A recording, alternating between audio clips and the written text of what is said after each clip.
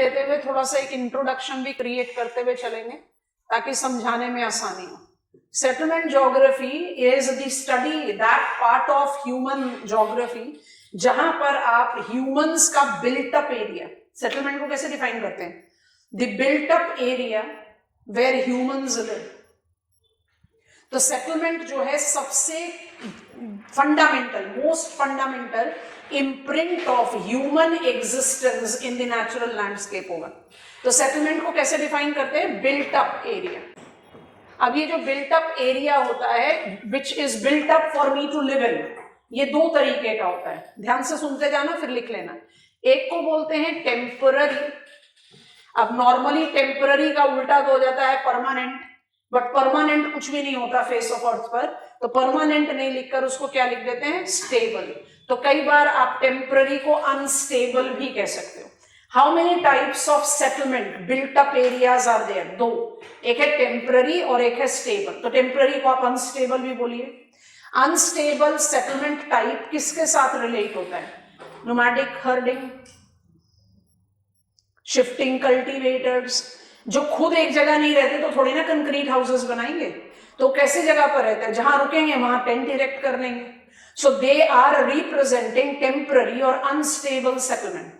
अपने आप को रिमाइंड कराइए, हम आपको ये बता चुके हैं, अगर हम टेम्पररी या अनस्टेबल सेटलमेंट की बात करें तो आप बहुत हम्बल असेसमेंट भी लेकर 10% से ज्यादा पॉपुलेशन को टच नहीं कर रहे हो।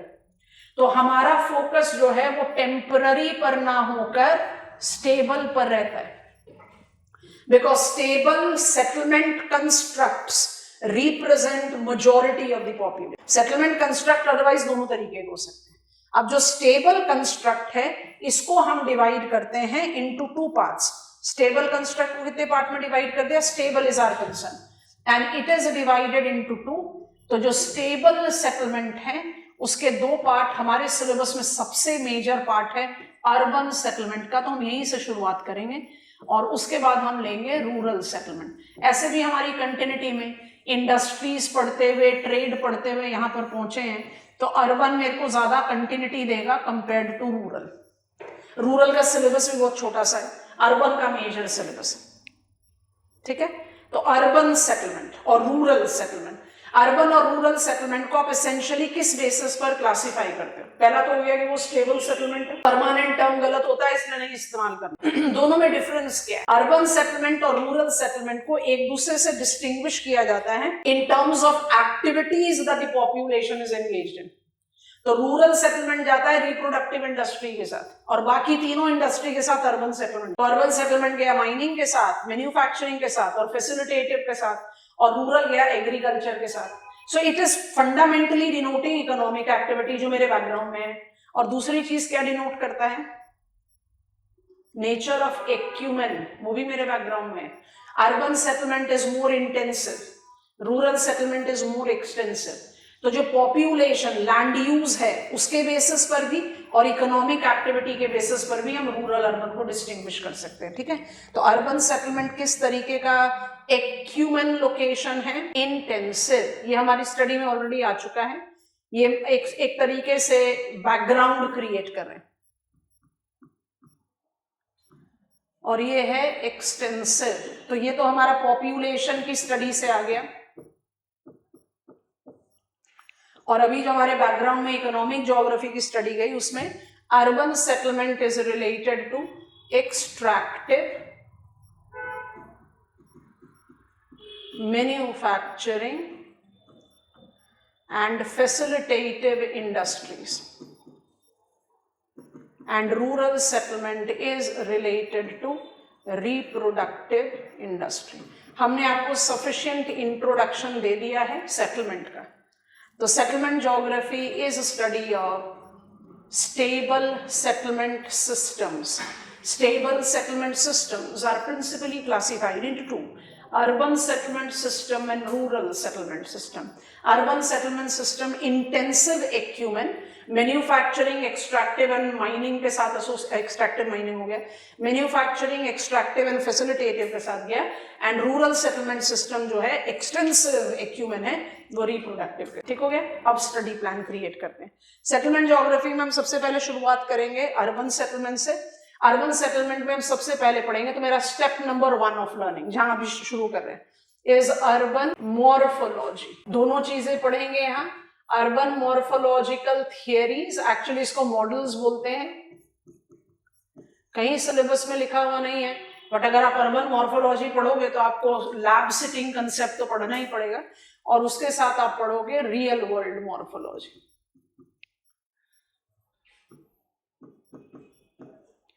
मॉर्फोलॉजी को आप अगर डीकोड करना चाहें तो उसको आप कैसे डीकोड करेंगे, internal structure of urban places, land use कैसा होता है। जैसे मोन्थूनन मॉडल पढ़ा तो क्या सेंट्रल मार्केट है, फिर मार्केट गार्डनिंग जोन है, फिर वुड प्रोडक्शन जोन है, फिर इंटेंसिव कल्चर है, फिर एक्सटेंसिव कल्चर विद फैलो है, क्रॉप कल्चर है, फिर 3 फील्ड सिस्टम है, फिर एक्सटेंसिव ग्रेजिंग है। वो जो लैंड यूज पैटर्न होता है उसको कहते हैं मॉर्फोलॉजी। तो सबसे पहले ये पढ़ेंगे, बहुत इजी गोइंग है, कोई मुश्किल काम नहीं है। उसके बाद सेकंड स्टेप में हम पिकअप करेंगे अर्बन फंक्शन। तो सिलेबस में लिखा हुआ है functional classification of urban place.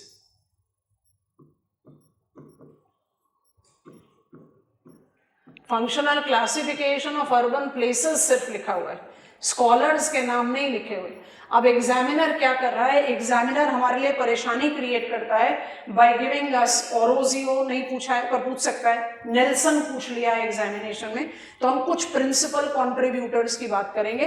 Functional classification of urban places जो कन्वेंशनल क्लासिफिकेशन है, यहाँ पर एक स्कॉलर के नाम आता है, ओरोजियो है। उसके बाद जो मॉडर्न क्लासिफिकेशन, इसमें आप नेल्सन को ले लेते हो, स्कॉलर के नाम यहाँ ना लिखें, कैटेगरीज लिख देते हैं, स्कॉलर्स के नाम जब वहां पहुंचेंगे तब लिखेंगे। तो मॉडर्न में आप नेल्सन का कैटेगराइजेशन लेते हैं, एंड जो क्लासिफिकेशन हम फॉलो करते हैं by default as geographer, contemporary approach है, इसको हम एसोसिएट करते हैं हेरिस और उल्मान के साथ। उल्मान नाम सुना हुआ है, जल्दी से बता दो क्यों सुना है, फ्लो थियरी। अब ये बार बार आता जाएगा, याद करते जाना। उल्मान फ्लो थियरी के लिए जाने जाते हैं, उल्मान जाने जाते हैं फंक्शनल क्लासिफिकेशन। सो कंटेम्प्रेरी हम एज ज्योग्राफर फॉलो तो कंटेम्प्रेरी करते हैं, आपको ऑलरेडी पता है basic function, non basic function, you know that. पर एग्जामिनर अगर नेल्सन दे सकता है तो एग्जामिनर ओरोजियो भी दे सकता है, तो मुझे पता होना चाहिए, तो will talk about that. Functional classification करने के बाद हम कहाँ जाएंगे उसको बताने से पहले आज जरा सिलेबस पेज में टिक करो। हमारा स्टेप 1 ऑफ लर्निंग, आपको हमने इंट्रोडक्शन साथ साथ में बता दिया, तो वो तो प्रॉब्लम खत्म हो गई। आप सबसे पहले नंबर पर क्या मार्क करोगे, पहले तुम इसको रिमूव कर दें, पॉपुलेशन का काम तो हमारा हो गया है, तो हटा दिया इसको। चलो सबसे पहले किसको पिकअप कर रहे हैं हम, सेटलमेंट ज्योग्राफी में हमारा स्टेप नंबर 1 है, लाइन नंबर 2 में दिख रहा है आपको अर्बन मॉर्फोलॉजी, मार्क हो गया ना। तो अर्बन मॉर्फोलॉजी हमारा स्टेप नंबर 1 है, क्या है कैसे है, अब इसको बात पढ़ते हैं। उसके नेक्स्ट लाइन में आपको फंक्शनल क्लासिफिकेशन ऑफ टाउन दिख रहा है, उसका नंबर 2 मार्क कर लो, हो गया। अच्छा नंबर 3 में हम आपको कहाँ लेकर जा सकते हैं, नंबर 3 में हम आपको लेकर जाएंगे हायरार्की, इसको हम नंबर 3 कलर के साथ, चलो हम लिख भी देंगे, पहले इसको मार्क कर लो। Number 3 hierarchy of urban settlement, concept of primate city rank size rule, हो गया मार्क, लिखा है, मार्क करा कि नहीं। और जंप कर जाओ मॉडल्स थ्योरीज में, central place theory of Christaller and Losch, कर लिया। अब जरा इसको ना स्टडी प्लान में डालो, आपको पहले ही बताया था मॉडल्स थ्योरीज कभी भी शुरू नहीं होगा क्लास में, आज हम शुरू करने वाले हैं मॉडल्स थ्योरीज, क्योंकि आप खुद देखो आपने मॉडल्स थ्योरीज में कितने सारे टॉपिक ऑलरेडी टिक कर लिया है। पॉपुलेशन पढ़ लिया, इकोनॉमिक पढ़ लिया, अब सेटलमेंट पढ़ लोगे, फिर रीजनल के साथ पढ़ लोगे, तो बचेगा क्या, और एक पढ़ोगे थॉट के साथ सिस्टम्स एनालिसिस, फिर बच जाएगा सिर्फ geopolitics, heartland, rimland and international boundary. तो स्टेप नंबर 3 क्रिएट करते हैं। हमारा जो स्टेप नंबर 3 है, सिलेबस में लिखे पॉइंटर से भी थोड़ा सा ज्यादा इलाबोरेट है, उसको कहते हैं सेटलमेंट, क्योंकि इसके बिना ना नेक्स्ट स्टेप पे जाना मुश्किल हो जाएगा। ये थोड़ा सा डिफिकल्ट पार्ट है सेटलमेंट का, नहीं तो सेटलमेंट ज्योग्राफी बड़ी आसान है, मतलब इससे आसान कोई टॉपिक है ही नहीं ह्यूमन ज्योग्राफी का पेपर बने। सेटलमेंट, हायरार्की एंड कॉन्टिन्यूअम, ये टर्म सिलेबस में कहीं नहीं लिखा हुआ है, but I need to take care of it. और यहीं पर क्रोनोलॉजिकली आपके पास 4 स्कॉलर्स हैं। तो एक तो क्योंकि आपको स्कॉलर्स के नाम दिए हुए हैं मॉडल्स थ्योरीज में, ये आप सिर्फ थियरी के नाम ले लो। तो पहला है मेरा सेंट्रल प्लेस थियरी, अब इसमें भी प्रॉब्लम है ना, सेंट्रल प्लेस थियरीज है, एक वॉल्टर क्रिस्टालर का है, एक ऑगस्ट लॉश का है। तो central place theory of Walter Christaller, उसके बाद प्राइमेट सिटी कंसेप्ट, ये सब इसी ब्लॉक में इन्वॉल्व होते हैं। इसके प्रपाउंडर हैं मार्क जेफरसन। नेक्स्ट नाम सुना हुआ लगेगा, जल्दी से मदद करा देना क्यों सुना हुआ लग रहा है। उसके बाद आएगा आपका रैंक साइज रूल, इसके प्रपाउंडर हैं जी के जिफ, सुना है नाम, जल्दी बताओ क्यों सुना था।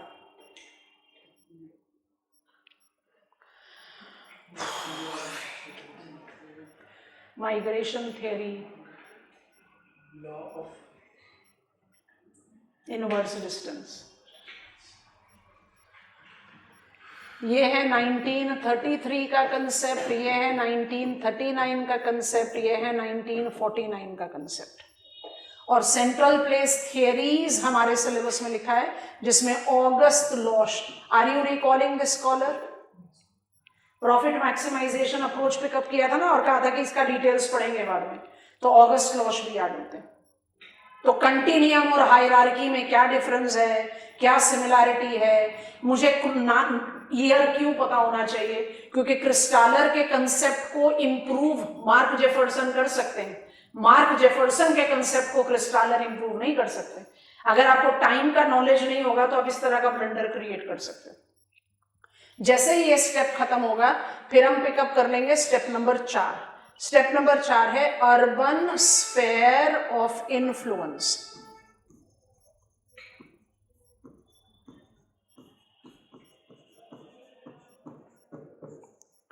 सिलेबस में सैटेलाइट टाउन एक अलग से टर्म दिया हुआ है, तो उसको भी ऐड ऑन कर लेंगे। And if I am right we are having one more expression, हाँ जी, रूरल अर्बन फ्रिंज भी इसी पेपर में लिखा है। पेपर 2 में तो पूरी लिस्ट है, तो हम वो सारे नाम आपको फेमिलियर करा देंगे, बट स्टडी प्लान में सिर्फ वही लिख रहे हैं जो हमारे सिलेबस में लिखा हुआ है, रूरल अर्बन फ्रिंज। अगर आप रिकॉल करोगे तो हम कई बार क्लास में बोल चुके हैं rural urban fringe, conurbation, metropolitan region, edge town, bedroom communities, याद आ रहा है, कई बार बोल चुके हैं। तो ये सारे टर्म्स हम फेमिलियर अपने आप को करवाएंगे, लेकिन जो हमारा फोकल पॉइंट रहेगा वो उन्हीं टर्म्स पर है। और साथ में एक I have to write it and I'll put on a star mark to write it, क्योंकि ये ना सिलेबस के एक दूसरे पॉइंट से हम निकाल कर लाएंगे। जैसे ही अर्बन स्फीयर ऑफ इन्फ्लुएंस पढ़ेंगे, satellite town, rural urban fringe and much beyond, हम बाय डिफॉल्ट पढ़ेंगे मेथड्स ऑफ रीजनलाइजेशन। इसको दूसरी तरीके से, ये तो मेरे सिलेबस में लिखा हुआ टॉपिक है इसलिए ऐसे लिख दिया, लेकिन हम इसको पढ़ेंगे कैसे, मेथड्स ऑफ डीलिमिटिंग सिटी रीजन्स। तो हम यहां पर लिख देते हैं कि अर्बन स्फीयर ऑफ इन्फ्लुएंस को आप सिटी रीजन भी बोलते हो, और यहां से आपका डेफिनेशन ऑफ रीजन चेंज हो जाएगा, जो आप अभी तक रीजन ज्योग्राफी में बोलते हुए आए। हमारा ज्योग्राफी में रीजन का क्या मतलब होता है, होमोजेनस। सिटी रीजन होमोजेनस नहीं होता। Come on, Delhi and Gurugram homogeneous थोड़े ना है, दिल्ली नोएडा होमोजेनस थोड़े ना है, दिल्ली फरीदाबाद होमोजेनस थोड़े ना है, बट रीजन है। यहां पर रीजन का डेफिनेशन दूसरा हो जाएगा। In geography region has got at least 3 fold definition. एक डेफिनेशन हम लगातार पढ़ते हुए आ रहे हैं, बाकी अब हमारे रेडार पर आ जाएगा। पहुंच गए? चलो अब आ जाओ, सिलेबस में टिक करो। पहले आपको पहले ही मार्क करा दिया था पॉइंट नंबर 3, दोबारा से देख लो। पॉइंट नंबर 3 आप किसके साथ रिलेट आउट कर रहे हो, अर्बन हायरार्की, वहां हमने कंटिन्यूम भी लिख दिया। Concept of primate city rank size rule है जो आपका सेटलमेंट में लिखा हुआ है। Central place theories of Christaller and Losch आपने मॉड्यूल्स थियरीज में लिखा है। इसके बाद आपको स्टेप नंबर 4 मार्क करवाया, मार्क करिए, urban sphere of influence, rural urban fringe, satellite town. ठीक है, अब जरा ध्यान से देखना, बहुत ध्यान से देखना, नोटिस करना। जो टॉपिक नंबर 4 है बिल्कुल इसके फॉलोइंग है, जिसका नाम है रीजनल प्लानिंग। वहां पर लाइन नंबर 2 में, पहले लाइन में ही एंड में शुरू हो रहा है, मेथड्स ऑफ रीजनलाइजेशन। मिला कि नहीं?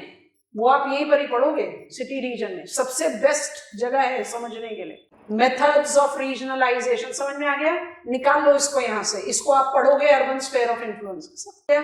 अच्छा, जैसे इसको मार्क कर लिया, अब इसके बाद जो मेरे पास टॉपिक्स बचे उसको लिखने के बाद फिर स्टडी प्लान पर आएंगे। अब इसके बाद हो गया कंटेम्प्रेरी एज पर आप आ गए। ऐसा नहीं कि बाकी जगहों में आप कंटेम्प्रेरी एज पर नहीं थे, बट ये वाला जो हमारा स्लाइड है ये मेजरली कहां पर गया मेरे को लेकर, conventional part of settlement study में, जहां थियरीज पढ़ रहे हो, मेथड्स पढ़ रहे हो, तो थोड़ा सा हार्डकोर ह्यूमन ज्योग्राफी के एज में चले जाते हो। जैसे ये खत्म होगा उसके बाद आपका जो 5वां स्टेप होगा वो सारी चीजें, प्रॉब्लम्स ऑफ अर्बनाइजेशन।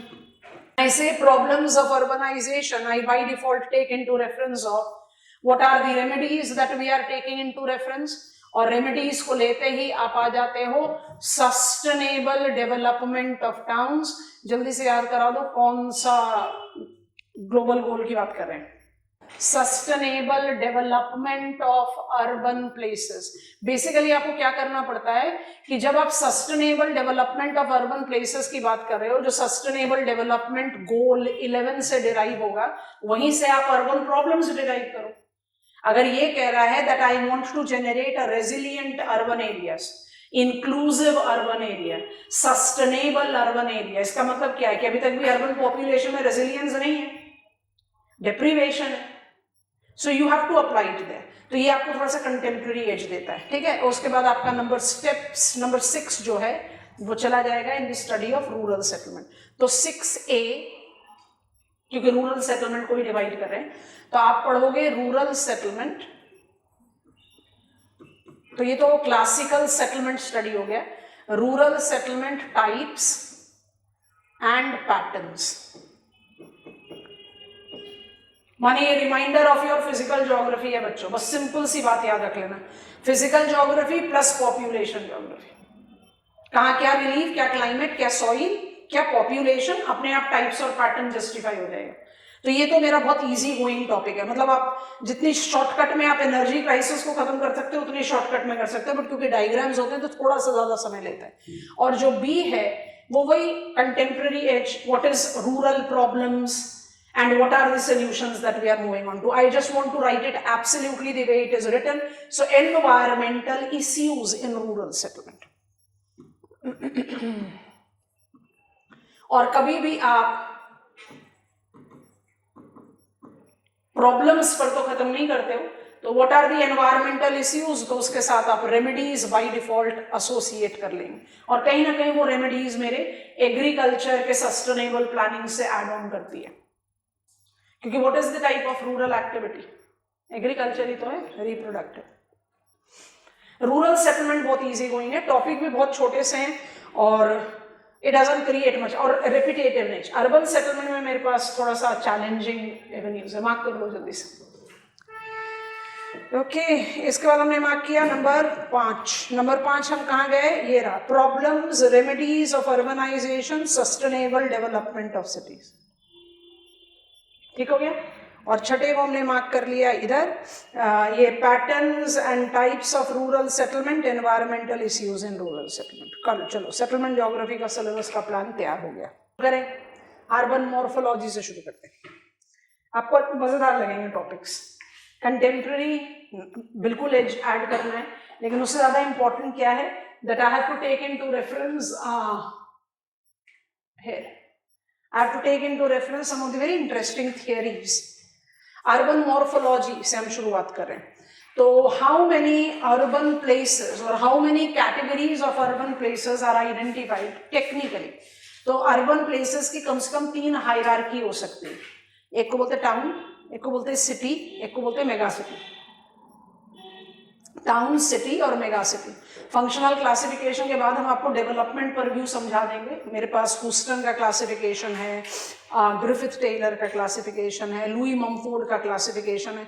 कुछ ऐसे टर्म्स जो मेरी नॉलेज में होने चाहिए, पोलिस, यूपोलिस, मेगलोपोलिस, मेट्रोपोलिस, नेक्लोपोलिस, ट्राइनोपोलिस, ये नॉलेज में होना चाहिए। बट अभी नहीं पढ़कर उसको 3rd स्टेप के इंट्रोडक्शन में पढ़ लेंगे तो it will give us more clarity. जब हम बात करते हैं अर्बन मॉर्फोलॉजी की, नेम तो लेना चाहिए अर्बन, बट हम जब इसके बारे में रीड करना शुरू करते हैं तो बार बार क्या टर्म आने लगता है, टाउन या सिटी। तो हम कई बार मिस इंटरप्रेट करते हैं, क्योंकि अर्बन मतलब 3 हायरार्की, सबका फंक्शन क्या है, या तो माइनिंग होगा, या मैन्युफैक्चरिंग होगा, या फैसिलिटेटिव है। प्लीज रिकॉल ज़ेलेंस्की का urban urban migration ever rising, क्यों कैसे प्रूफ किया था कि एवर राइजिंग होगा, कि तीनों का फंक्शन तो सेम है बट स्केल ऑफ फंक्शन अलग है, इसलिए अट्रैक्टिवनेस हमेशा बना रहेगा। तो टाउन, सिटी और मेगा सिटी जो है तीनों अर्बन प्लेसेस हैं, तीनों अर्बन प्लेसेस हैं, बट उनकी फंक्शनल कैपेसिटी डिफर करती है, इसलिए आप उसको हायरार्की में डालते हैं। लेकिन अर्बन की जगह हम ज्यादा कॉमनली कौन से टर्म इस्तेमाल करते हैं, जैसे इंडियन सेंसस में अर्बन का नाम है टाउन, ग्लोबल पर्सपेक्टिव में मॉर्फोलॉजी ऑफ अर्बन प्लेस बोलने की जगह बोल देते हैं morphology of city, Asian cities या एशियन टाउन्स। तो इसको ऐसे मिस इंटरप्रेट नहीं करना कि आप सिर्फ टाउन के बारे में बात कर रहे हो, आप बात कर रहे हो अर्बन प्लेस की, क्योंकि ये कॉमनली यूज टर्म है, आपने अपने सिलेबस में ही देखा, sustainable development of cities, urban problem. तो क्या प्रॉब्लम टाउन में और मेगा सिटी में नहीं होता? होता है।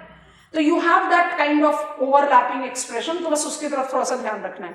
Okay, what is urban morphology? Create कर रहे हैं पॉइंटर, समझते जाना और डायग्राम के बेसिस पर समझाएंगे। Urban morphology denotes land use pattern or internal structure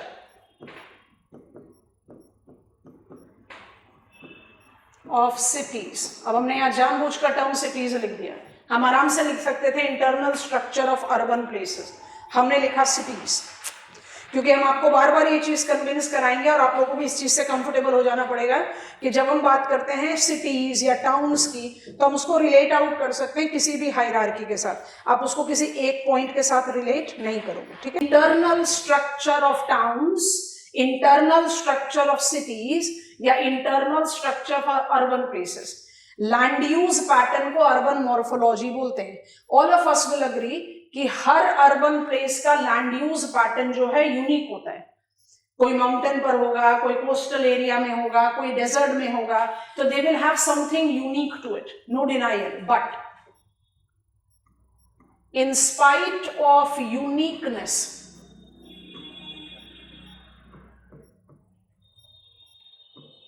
in land use pattern, most of urban places, लिख लो हमारे साथ, हम जानबूझ के इस तरह से इंटरचेंजेबल टर्म इस्तेमाल कर रहे हैं, कभी सिटी लिख रहे हैं, कभी अर्बन प्लेसेस लिख रहे हैं। Most of the urban places denotes और represents repeating land use characteristics,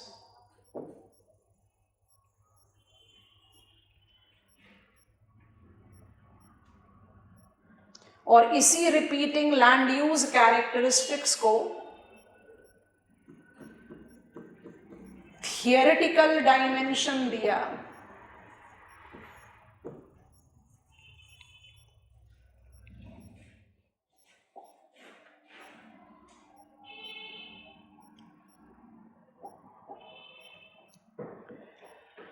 number 1 Burgess ने,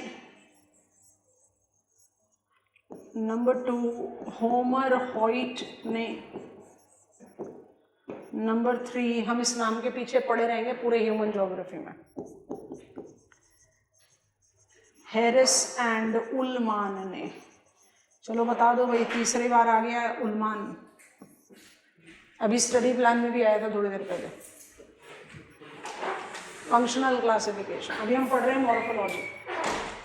Burgess propounded concentric zonation model.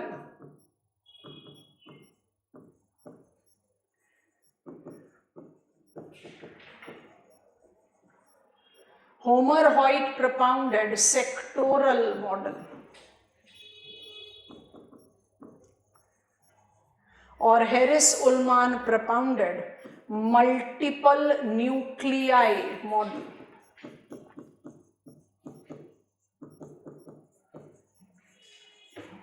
ये 1923, ये 1939, और ये 1945 का टास्क है।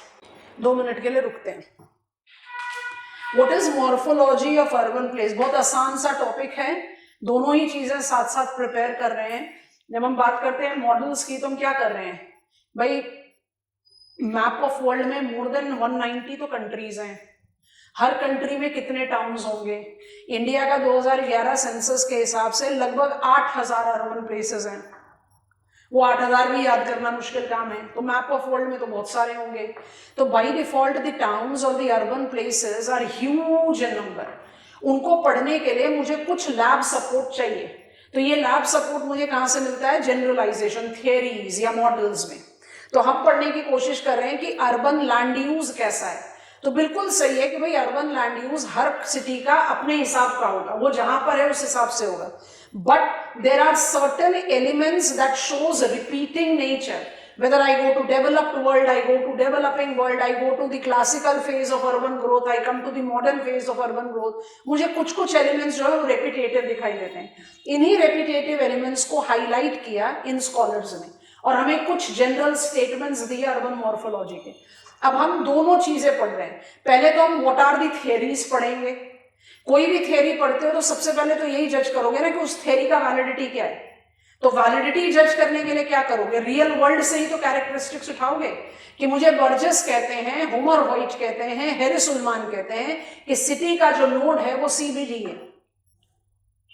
एक बार एग्जामिनेशन में हमें सेक्शन बी में क्वेश्चन मिल गया, right short note on CBD. अब सीबीडी लिखा, सिर्फ एक्रोनिम लिखा क्वेश्चन पेपर में। अब सीबीडी हमारे सिलेबस के हिसाब से भी दो हैं, एक तो कन्वेंशन ऑन बायोलॉजिकल डाइवर्सिटी है और एक अब पढ़ने वाले सेंट्रल बिजनेस डिस्ट्रिक्ट। तो बहुत बड़ा कंफ्यूजन था वो स्टूडेंट्स के लिए और हम लोग के लिए भी कि इसका आंसर होना क्या चाहिए था, क्योंकि सेक्शन बी में लिखा है तो ह्यूमन ज्योग्राफी से आ रहा है। एनवायरमेंट ज्योग्राफी ह्यूमन ज्योग्राफी से अलूफ नहीं कहा जा सकता, ह्यूमन एफर्ट ही तो है सीबीडी। तो कुछ बच्चे सीबीडी वैसे लिख कर आए, कुछ बच्चे सीबीडी वैसे लिख कर आए, कुछ ज्यादा इंटेलिजेंट थे तो दोनों ही लिख कर आ गए, पर उससे प्रॉब्लम हो गया ना, कंफ्यूजन क्रिएट हो गया। इसलिए उसके बाद से जब भी आप इस तरह के एक्रोनिम देखते हो ब्रैकेट में उसका फुल फॉर्म दिया रहता है क्वेश्चन पेपर में।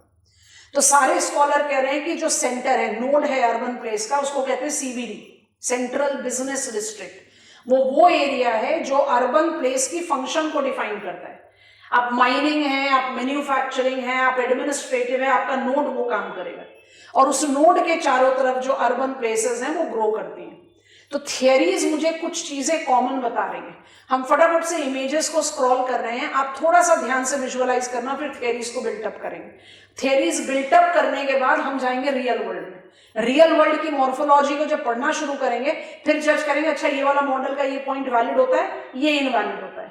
तो आप इनकी क्रिटिसिज्म भी कर दोगे और रियल वर्ल्ड मॉर्फोलॉजी भी ले लोगे, वैलिडिटी भी जज कर लोगे और रियल वर्ल्ड मॉर्फोलॉजी भी ले लोगे। तो both the purpose will be solve. ठीक है, अब जरा इमेजेस को ध्यान से देखना। हम जूम इन जूम आउट कर देंगे जैसे जैसे रिक्वायरमेंट होगा। ये कंसेंट्रिक जोनेशन मॉडल है बर्जेस का। आपको देखने में लग रहा होगा बिल्कुल वॉन थूनेन जैसा मॉडल। 3 डायमेंशनल लुक भी है और जो इजी डायग्राम है वो भी है। 3 डायमेंशनल लुक में देखो, बर्जेस ने प्रपोज किया, ये लिस्ट भी देखना चाहो तो देख लो, नहीं तो हम ये लिस्ट तो क्रिएट कर देंगे आपके लिए। लिस्ट भी आ गया हमारे फ्रेम में, बढ़िया है। चलो, ये क्या कह रहे हैं आपको कि centre of the town is CBD और उसी के चारों तरफ कंसेंट्रिक रिंग में you develop on the urban morphology. तो सीबीडी के चारों तरफ जो फ्रिंज करता हुआ उसको कह रहे हैं जोन ऑफ ट्रांजिशन। अब जोन ऑफ ट्रांजिशन का क्या मतलब है, थोड़ी देर में समझा रहे हैं, फटाफट बाहर निकलते जाओ। जोन ऑफ ट्रांजिशन के बाद जोन नंबर 3 है वर्कर्स होम, वर्कर होम्स के बाद जोन नंबर 4 है बेटर रेजिडेंस और जोन नंबर 5 है commuter zone. Commuter mobility is different from migration. Commuter क्या होगा, रहो यहां काम करने यहां। आप सिर्फ पकड़ो zone of workers home and better residence. ये वर्कर्स होम है, ये बेटर रेजिडेंस है और ये सीबीडी है। 2 चीजें पकड़िए मॉडल में। पहला, node of the town is central business district. दूसरा, quality of urban living increases with increasing distance from CBD. क्यों? सीबीडी तो हॉचपॉच कमर्शियल एरिया है ना। कौन, करोल बाग सीबीडी है दिल्ली का, residential commercial mix hotchpotch over congested. ये ट्रांजिशनल जोन क्या है, जितने फ्रेश इमिग्रेंट होंगे वो यही पहुंचेंगे, क्योंकि वो यहां क्यों आए हैं, आप माइग्रेशन पढ़कर यहां पहुंचे हो। Big towns grows on immigration, और ये इमिग्रेशन लार्जली क्या होता है, परसेप्शनल पुल। तो आप किसी भी टाउन में जाओगे तो किस जगह जाओगे, फ्रिंजिंग नियर सीबीडी। इसलिए जो सीबीडी का जो सराउंडिंग एरिया, जिनको बर्जेस कह रहे हैं ट्रांजिशनल जोन, ये मोस्ट कंजेस्टेड हॉचपॉच जोन है, क्योंकि यहां पर influx of absolute fresh immigrants है। रेजिडेंशियल एरिया नहीं है, पर यहां पर आपको poor quality of occupants of area, इसको वेस्टर्न वर्ल्ड में डाउनटाउन बोलते हैं, लाइक कंजेस्टेड, पुअर। तो कंजेस्टेड एरिया से वर्किंग मैन रेजिडेंशियल, फिर बेटर रेजिडेंशियल। तो मैंने इस मॉडल से निकाला दो एक्सप्रेशन, कि सिटी का सेंटर होगा सीबीडी, जो उसका वर्किंग नोड है, और क्वालिटी ऑफ अर्बन लिविंग जो है वो बढ़ता जाएगा with increasing distance from CBD. ठीक है, ये तो समझ में आ गया। अच्छा, इसके बाद इस मॉडल को इंप्रूव किया होमर हॉइट ने। होमर हॉइट ने क्या कहा, ध्यान से देखो, let list be also there. Homer Hoyt क्या कहते हैं, कंसेंट्रिक जोनेशन जो है वो बड़ा डिस्क्रिपेंसी दिखा रहा है in terms of real world, कि भाई सीबीडी के चारों तरफ एकदम इक्वल सरकमफ्रेंस में लैंड यूज नहीं बढ़ सकता। लैंड यूज पैटर्न को रेगुलेट करते हैं अर्बन कॉरिडोर्स, ट्रांसपोर्टेशन रूट। इसलिए आपको डायग्राम में वेजेस दिखाई दे रहे हैं। ये वेजेस क्या शो कर रहे हैं, ये शो कर रहे हैं वो सेक्टर जो ट्रांसपोर्टेशन कॉरिडोर की वजह से कुछ ज्यादा बड़ा डिस्टेंस ले पाए, because growth of urban morphology theoretically can be concentric, practically it cannot be that concentric। तो थोड़ी सी प्रैक्टिकलिटी दिखाई दे रही है मुझे, जहां आप ट्रांसपोर्टेशन कॉस्ट को ऐड कर रहे हो। अब अपने दिमाग पर प्रेशर डालो, नोड को देखो, 3 डायमेंशनल फिगर से बड़े आराम से विजुअलाइज होता है। नोड को देखेंगे क्या है, सीबीडी, और ज्यादा कुछ मत करो, आउटर पार्ट पे चले जाओ। आपको दिखाई दे रहा है कि आप क्या कर रहे हो, low, mid and high income residential. क्या बर्जेस की तरह ये मॉडल भी यही कह रहा है कि CBD is a node of the town and quality of urban living goes on increasing with increasing distance from the town? Yes, no? समझ में आ रहा है कि नहीं? तो पहली चीज क्या पकड़े मॉर्फोलॉजिकल मॉडल्स में, बर्जेस वाज नो से American sociologist, Homer Hoyt American geographer, Harris Ullman American geographers, ये सब अमेरिकन स्कॉलर्स हैं। इन स्कॉलर्स ने मुझे एक जनरलाइज्ड मॉर्फोलॉजिकल मॉडल दिया, by default based on the morphological study of US towns. Burgess ने सबसे जनरलाइज्ड स्टेटमेंट दिया, होमर हॉइट ने उसमें थोड़ा सा प्रैक्टिकलिटी ऐड कर दिया कि नहीं भाई, कंसेंट्रिक ग्रोथ नहीं हो सकता मॉर्फोलॉजी का, क्योंकि अर्बन कॉरिडोर्स उसको मॉडिफाई करते हैं। बट जो जिस्ट है वो मेंटेन्ड है कि सीबीडी नोड होगा और quality of urban living increase होगा विद इंक्रीजिंग डिस्टेंस। समझ में आ रहा है कि नहीं? डिटेल्स हम डायग्राम के साथ ऐड कर लेंगे। हमने टाइम लीप ले लिया, 1939 से पहुंच गए 1945 में, आ गए हैरिस एंड उल्मान। डायग्राम देखने में बहुत खतरनाक लगता है, छोड़ दो नाम को, नाम हम समझा देंगे। देखो जरा ध्यान से, शेप ऐसा खतरनाक कि समझ में ही नहीं आ रहा है। कौन से स्कॉलर आ गए? हैरिस उल्मान। मॉडल का क्या नाम है? Multiple nuclei. मल्टीपल न्यूक्लियाई में थोड़ा सा पॉइंटर्स देखोगे, टूटे फूटे पीसेस साइड में दिखाई दे रहे हैं। थोड़ा सा इसको जूम आउट करते हैं, अब दिखाई दे रहा है। पहली चीज, हैरिस उल्मान के मल्टीपल न्यूक्लियाई मॉडल की जो प्रैक्टिकलिटी है वो क्या है? शेप पर एम्फोसिस नहीं दे रहे कि कंसेंट्रिक होगा कि वेज होगा। आप खुद शेप को देखो, कितना अनोना सा शेप है, but this is the original model. हम मोर और लेस उसको इसी तरह से कंस्ट्रक्ट करने की कोशिश करते हैं। Urban areas can develop any shape, so they have kept it as open ended shape. तो प्रैक्टिकलिटी नंबर 1 दे दी। प्रैक्टिकलिटी नंबर 2 कह रहे हैं कि सब अर्बनाइजेशन हो सकता है। प्रैक्टिकलिटी नंबर 3, मॉडल का नाम ही है मल्टीपल न्यूक्लियाई। तो मेरे पास सीबीडी है, मेरे पास होलसेल रिटेल है, quality of urban living increasing with increasing distance from the town. CBD ये आपका हाई इनकम रेजिडेंशियल है। सीबीडी ये आपका, दिस इज सीबीडी, ये आपका हाई इनकम रेजिडेंशियल है, ये मिड इनकम रेजिडेंशियल है, ये लो इनकम रेजिडेंशियल है। दिखा रहे हैं लिस्ट, जरा ध्यान से देखो।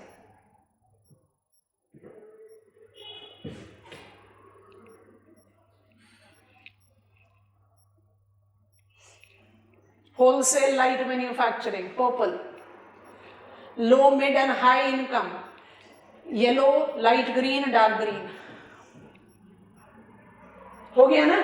तो आपने मेंटेन किया CBD is a node of the town, आपने मेंटेन किया quality of urban living increasing with increasing distance, but आप इसको ज्यादा प्रैक्टिकलिटी दे पाए, क्यों? पहली चीज दिख रही है, शेप का कोई स्टैंडर्डाइजेशन नहीं। दूसरी चीज, सब अर्बनाइजेशन को रिकॉग्निशन दे रहे हैं। And please look in for तीसरी चीज, इसलिए हमने लिस्ट ओपन करी है। Are you noticing this? Number 6, number बदल सकते हो और उसकी पोजीशन के हिसाब से उसका नाम आएगा, वो हम समझाते हैं आपको। Number 6 and number 7। 6 is heavy manufacturing, 7 is outlying business district, multiple node. Come on, there is a secondary CBD, there is a secondary manufacturing hub, multiple nodes. Model का नाम क्या है? Multiple nuclei. ये क्वेश्चन पूछा हुआ है examination में। Elaborate how morphological model was improvement of the preceding attempt. पकड़ो जल्दी जल्दी। बर्जेस, हॉइट, हेरिसुलमान, नाम पकड़ो। Concentric zonation, sectoral model and multiple nuclei model में कौन सी दो चीजें हैं जो कॉमन है? CBD and quality of urban living. How they are different from each other, क्योंकि हर नेक्स्ट स्टेप प्रैक्टिकलिटी ऐड कर रहा है पिछले वाले को। बर्जेस ने कहा कंसेंट्रिक, होमरॉइड कहते हैं ना, कंसेंट्रिक पॉसिबल नहीं है भाई, ट्रांसपोर्टेशन रूट का वैल्यू आता है। और हैरिसन कहते हैं भाई कंसेंट्रिक बनाओ, रोम्बस बनाओ, हेक्सागन बनाओ, रेक्टेंगुलर बनाओ, it depends on what area you are in. So shape is not important, what is important? Multiple nodes हो सकते हैं, suburbanization हो सकता है, बाकी CBD will continue to be node and quality of urban living will increase। मेरे ख्याल से आपने पकड़ लिया मॉर्फोलॉजिकल मॉडल्स को, बस अब आपको लैंड यूज की कैटेगरीज पता होनी चाहिए। शुरू करें। 3 स्कॉलर्स, 4 हैं एक्चुअली, थियरीज 3 है, तो आपने क्रोनोलॉजिकली इनको इंप्रूव कर दिया। तीनों की लिस्ट के बाद 2 स्टेटमेंट्स लिखें कॉमन, फिर हम अलग अलग डायग्राम्स बना देते हैं। 2 कॉमन स्टेटमेंट लिखना है। Common statement number 1, these models were based on empirical studies of US towns. All the models emphasize central business district, CBD, be the node of urban morphology. That quality of urban living increases with increase in distance from CBD. Have you understood it, class? हम 3 छोटे छोटे boxes में तीनों models को create कर रहे हैं। जो उसका जिस्ट है वो हमने ले लिया। अब जो अलग अलग लैंड यूज बता रहे हैं उसका मतलब क्या है? मोस्ट इज सेल्फ एक्सप्लेनिंग, जहां पर सेल्फ एक्सप्लेनिंग नहीं है वो हम ऐड कर देंगे। सो वी आर क्रिएटिंग तीनों मॉडल 1 by 1, क्योंकि यू नेवर नो, आपको स्पेसिफिकेशन ऑफ मॉडल भी पूछ लेंगे। तो आप सबसे पहले शुरू करेंगे बर्जेस का कंसेंट्रिक जोनेशन मॉडल। डायग्राम बहुत आसान है, हमें बनाने की जरूरत नहीं है, आप इसको यहां से बना सकते हो। कंसेंट्रिक जोनेशन मॉडल कैसे लिखोगे अगर इसके बारे में लिखना पड़ा तो? The first attempt of developing urban morphological model, ठीक है। दूसरा क्या है? Development of urban morphology is in concentric ring around CBD। How many rings are identified? 5। CBD पता है, क्वालिटी ऑफ अर्बन लिविंग पता है, बस कुछ कुछ हैं जो एक्सप्लेन नहीं कर रहे, जैसे जोन ऑफ ट्रांजिशन क्या है वो हम लिख सकते हैं। बाकी पहले आप डायग्राम बनाओ। हाफ सर्कल्स भी बना सकते हैं जैसे वन थुनन में एडवाइस किया था। फ्री हैंड फिर फुल सर्कल्स बना सकते हो तो वो भी बना लो। नंबर 1 इज CBD, क्या diagram. Number 2 is zone of transition, यहां ब्रैकेट में लिख लो, called downtown, that is over clustered by fresh immigrants. क्योंकि अपनी कैरेक्टरिस्टिक्स डिफाइन नहीं कर पा रहा ना, इसलिए इसको लिख लिया। अच्छा, नंबर 3 है zone of independent workers home, मतलब लो इनकम रेजिडेंशियल है ये। नंबर 4 है zone of better residence, and number 5 है कम्यूटर्स जोन। आपको कम्यूटर का मतलब पता है? कम्यूटर जोन जो है वो अर्बन पॉलिटिकल टेरिटरी के बाहर चला जाता है, मतलब आपका अर्बन जो लैंड यूज है वो 4 पर खत्म हो गया है। कम्यूटर वो होंगे जो बाहर के सेटलमेंट से अंदर आ रहे हैं काम करने के लिए, तभी आप उसको कम्यूटर बोल रहे हो, है ना। तो इसलिए आपका क्वालिटी ऑफ अर्बन लिविंग जो है वो बढ़ रहा है। 4 आपके लिए बेटर रेजिडेंस हो गया। I think it is comfortable. ये है बर्जेस का मॉडल, ठीक हो गया। अब डायग्राम नंबर 2 बनाना है, सेक्टोरल मॉडल, एक लाइन ऐड करना है। सेक्टोरल मॉडल लिखो heading, emphasizing the discrepancy in real world morphology and model proposed by Burgess. Break the statement.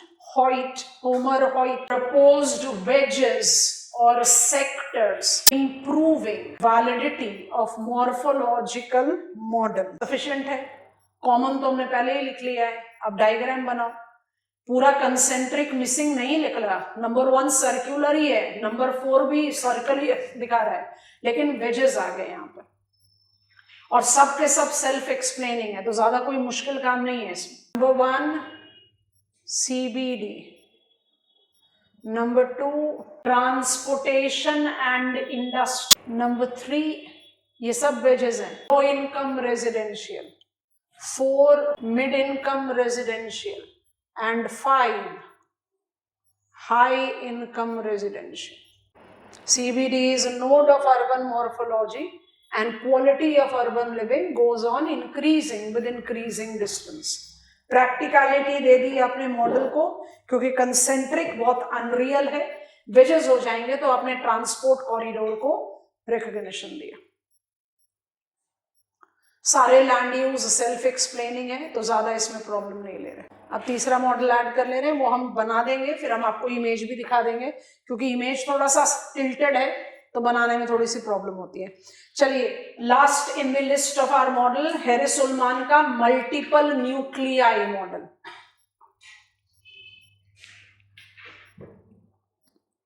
Multiple nuclei model, इसके साथ कुछ पॉइंट लिखने पड़ेंगे, तुमको जल्दी से लिख लेते हैं। Is the most improved version of urban morphology.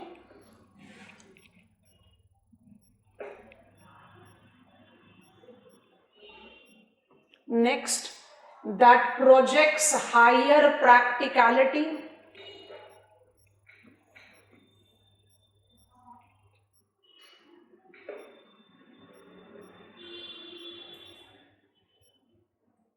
Underline कर दो प्रैक्टिकलिटी को, डैश डाल दो और 3 सब पॉइंटर्स बना लो। क्यों ज्यादा प्रैक्टिकलिटी है? A, it do not emphasize on static shape, it do not emphasize on static shape. B, it gives recognition to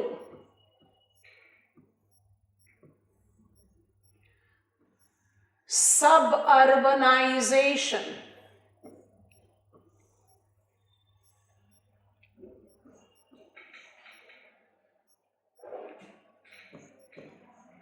C and final.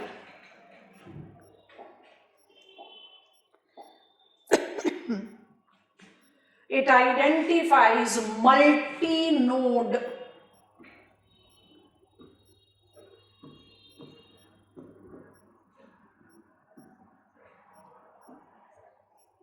multi-nodes of urban morphology.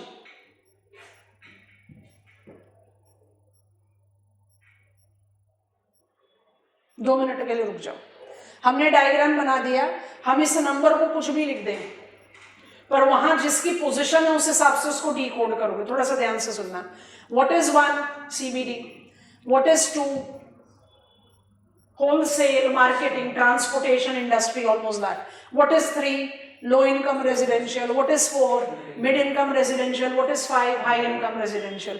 Shape को आपने कोई एम्फोसिस नहीं दिया, practicality 1। दूसरी practicality है कि आप multi nodes की बात कर रहे हो।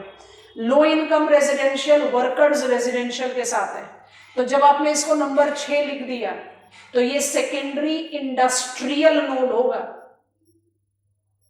वर्किंग मेन रेजिडेंशियल के साथ है ना, इसलिए 7 को आप सेकेंडरी सीबीडी बोल रहे हो, इसको लिख दो नंबर 6, कोई प्रॉब्लम नहीं है, पर तब उसका डिकोडिंग क्या होगा, ये सेकेंडरी सीबीडी है क्योंकि ये कहां पर है, mid and high income residential के साथ। आ रही है बात समझ में? अच्छा, जो टूटे हुए पीसेस हैं ये सब अर्बनाइजेशन जो शो कर रहा है कि भाई आप अर्बन एरिया से अलग हो बट आप अर्बन के इन्फ्लुएंस में हो, तो ये जो है 6 के नियर है और ये जो है हाई इनकम के नियर है। तो अगर आप चाहो तो इसको 8 डालो, 9 डालो, कहीं पर भी कोई नंबर डालो। अब ध्यान से सुनना, मान लीजिए कि हम इसको 8 लिख देते हैं और इसको 9 लिख देते हैं, दोनों सब अर्बनाइजेशन डिनोट कर रहा है, लोकेशन के हिसाब से नाम डिसाइड करोगे। तो 8 को क्या लिखोगे,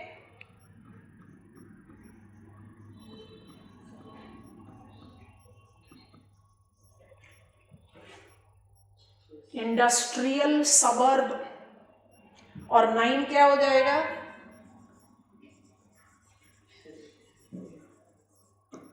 आपको समझ में आया कि नहीं? आप नंबर बदल दो, 9 उधर लिख दो, 8 इधर लिख दो, that is no problem. But ये जो जगह है ये किसकी होगी, रेजिडेंशियल। ये जो जगह है किसकी होगी, इंडस्ट्रियल। ऐसा होता नहीं रियलिटी में। जैसे फॉर एग्जांपल अगर हम एनसीआर का ही एग्जांपल लें तो हम एक जनरल कंपैरिजन में कह सकते हैं Gurugram is more industrial and Ghaziabad is more residential. But Gurugram में ही तो आपके पास डीएलएफ के सबसे एलिटिस्ट अर्बन रेजिडेंशियल एरिया है। कोई भी टाउन एब्सोल्युटली इंडस्ट्रियल तो नहीं हो सकता, बट एक जनरल कंपैरिजन में। अब जरा पहले इस मॉडल को देखो, उसके बाद डायग्राम ड्रॉ करना। हमने ये मॉडल दोनों तरीके से आपको दिखा दिया है, 3 डायमेंशनल इमेज भी, और उसी बेसिस पर बनाया है। शेप तो स्कॉलर्स एम्फसाइज कर ही नहीं रहे, तो ये आपको ऐसा डायग्राम है जो हमने बनाकर दिखा दिया। आप देखो हमने जानबूझकर नंबर को बदला है, नंबर बदल दो, लेकिन इसका क्या मतलब होगा, रेजिडेंशियल। इसका क्या मतलब होगा, इंडस्ट्रियल। नंबर बदल दीजिए पर पोजीशन के हिसाब से उसका नाम होगा। CBD light wholesale, light manufacturing, low income residential, industrial secondary zone and industrial suburb. List देख लो, यहां पर 6 और 9 को देखना, लिस्ट कर देते हैं।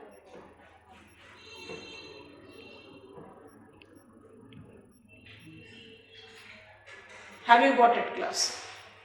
मेंटेन आप वही कर रहे हो, सीबीडी नोड होगा, क्वालिटी ऑफ लिविंग इंक्रीज होगा, पर आपने सबसे प्रैक्टिकल मॉडल दिया। कैसे दे दिया भाई, शेप पर एम्फोसिस नहीं किया, मल्टी नोड को एम्फोसाइज दे दिया, सबअर्बनाइजेशन को दे दिया, तो हो तो गया सबसे effective model.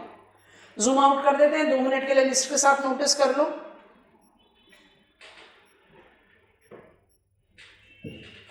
CBD, wholesale light manufacturing, low income residential, mid income residential, high income residential, secondary manufacturing, secondary CBD, residential suburb, industrial suburb.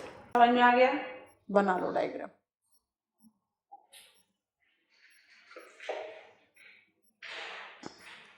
Number बदल दीजिए, कोई प्रॉब्लम नहीं है, पर नंबर की मीनिंग को बस संभाल के रखना है। 6 क्या होगा,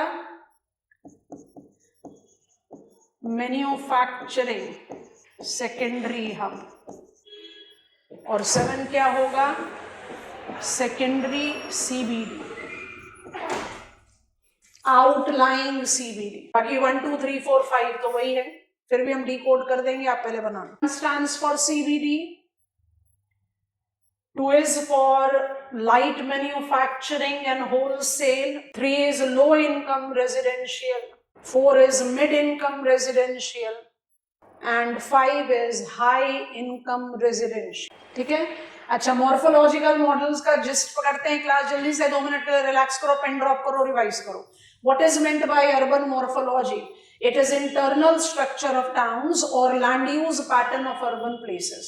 No denial, every town will have something unique of its own land use, but there are certain elements which are repeating in nature. And the scholars, human geographers, attempted to define out the models, generalization, general statement on such land use pattern based on empirical study of US towns. बहुत important है क्योंकि अब हमें validity of models लेना है, that is taking us to real world. तो जो models हमने पढ़े, चाहे कंसेंट्रिक जोनेशन है, चाहे सेक्टोरल मॉडल है, चाहे मल्टीपल न्यूक्लियाई मॉडल है, इन तीनों मॉडल्स में क्या चीजें कॉमन है? Empirical observation based US towns हैं। दूसरा, ये सब के सब कह रहे हैं कि सीबीडी बनेगा नोड ऑफ टाउन, और ये सब के सब कह रहे हैं कि क्वालिटी ऑफ अर्बन लिविंग जो है वो इंक्रीज करेगी with increasing distance.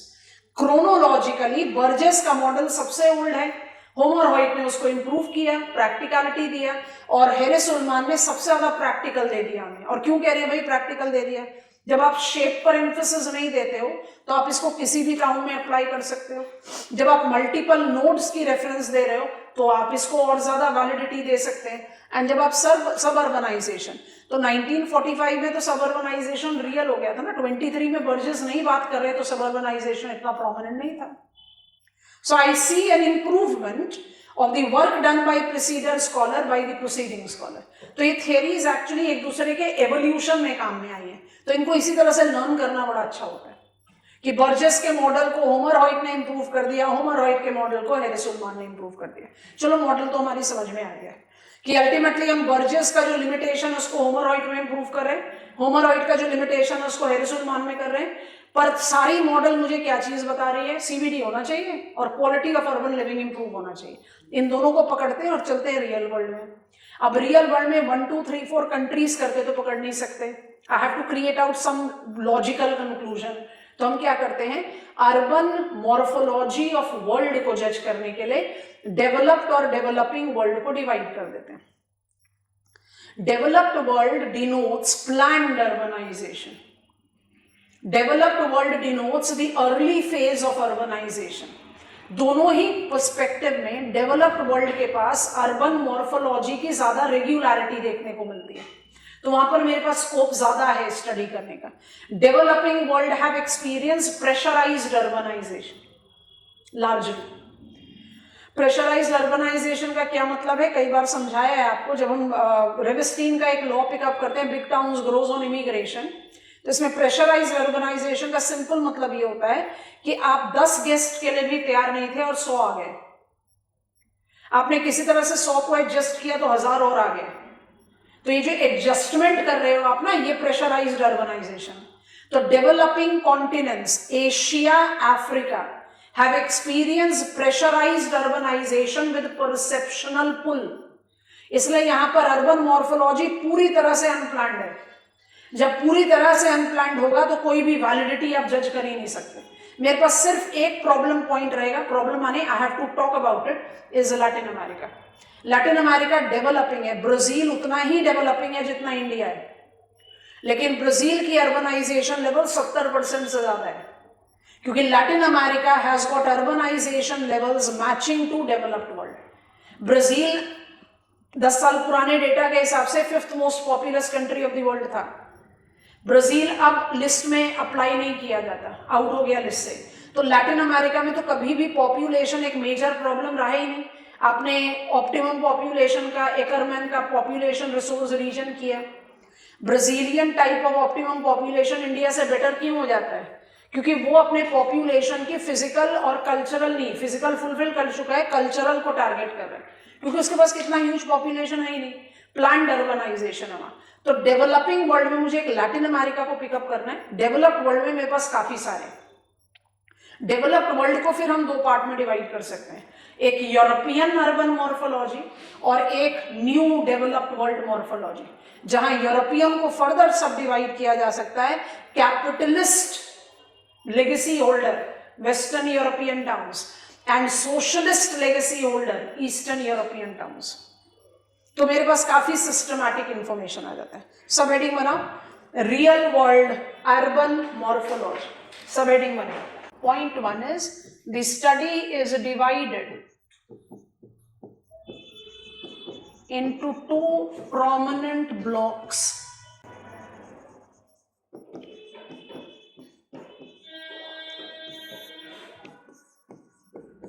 Of developed world morphology, top पे मॉर्फोलॉजी लिखा है इसलिए दोबारा नहीं लिख रहे, and developing world morphology.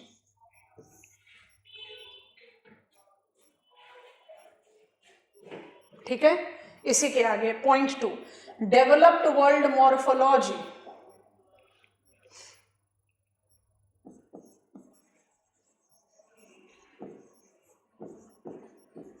in the reference of phases of urbanization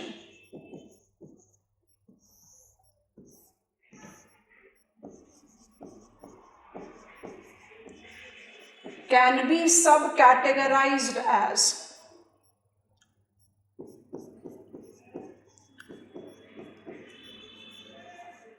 European and new world morphology.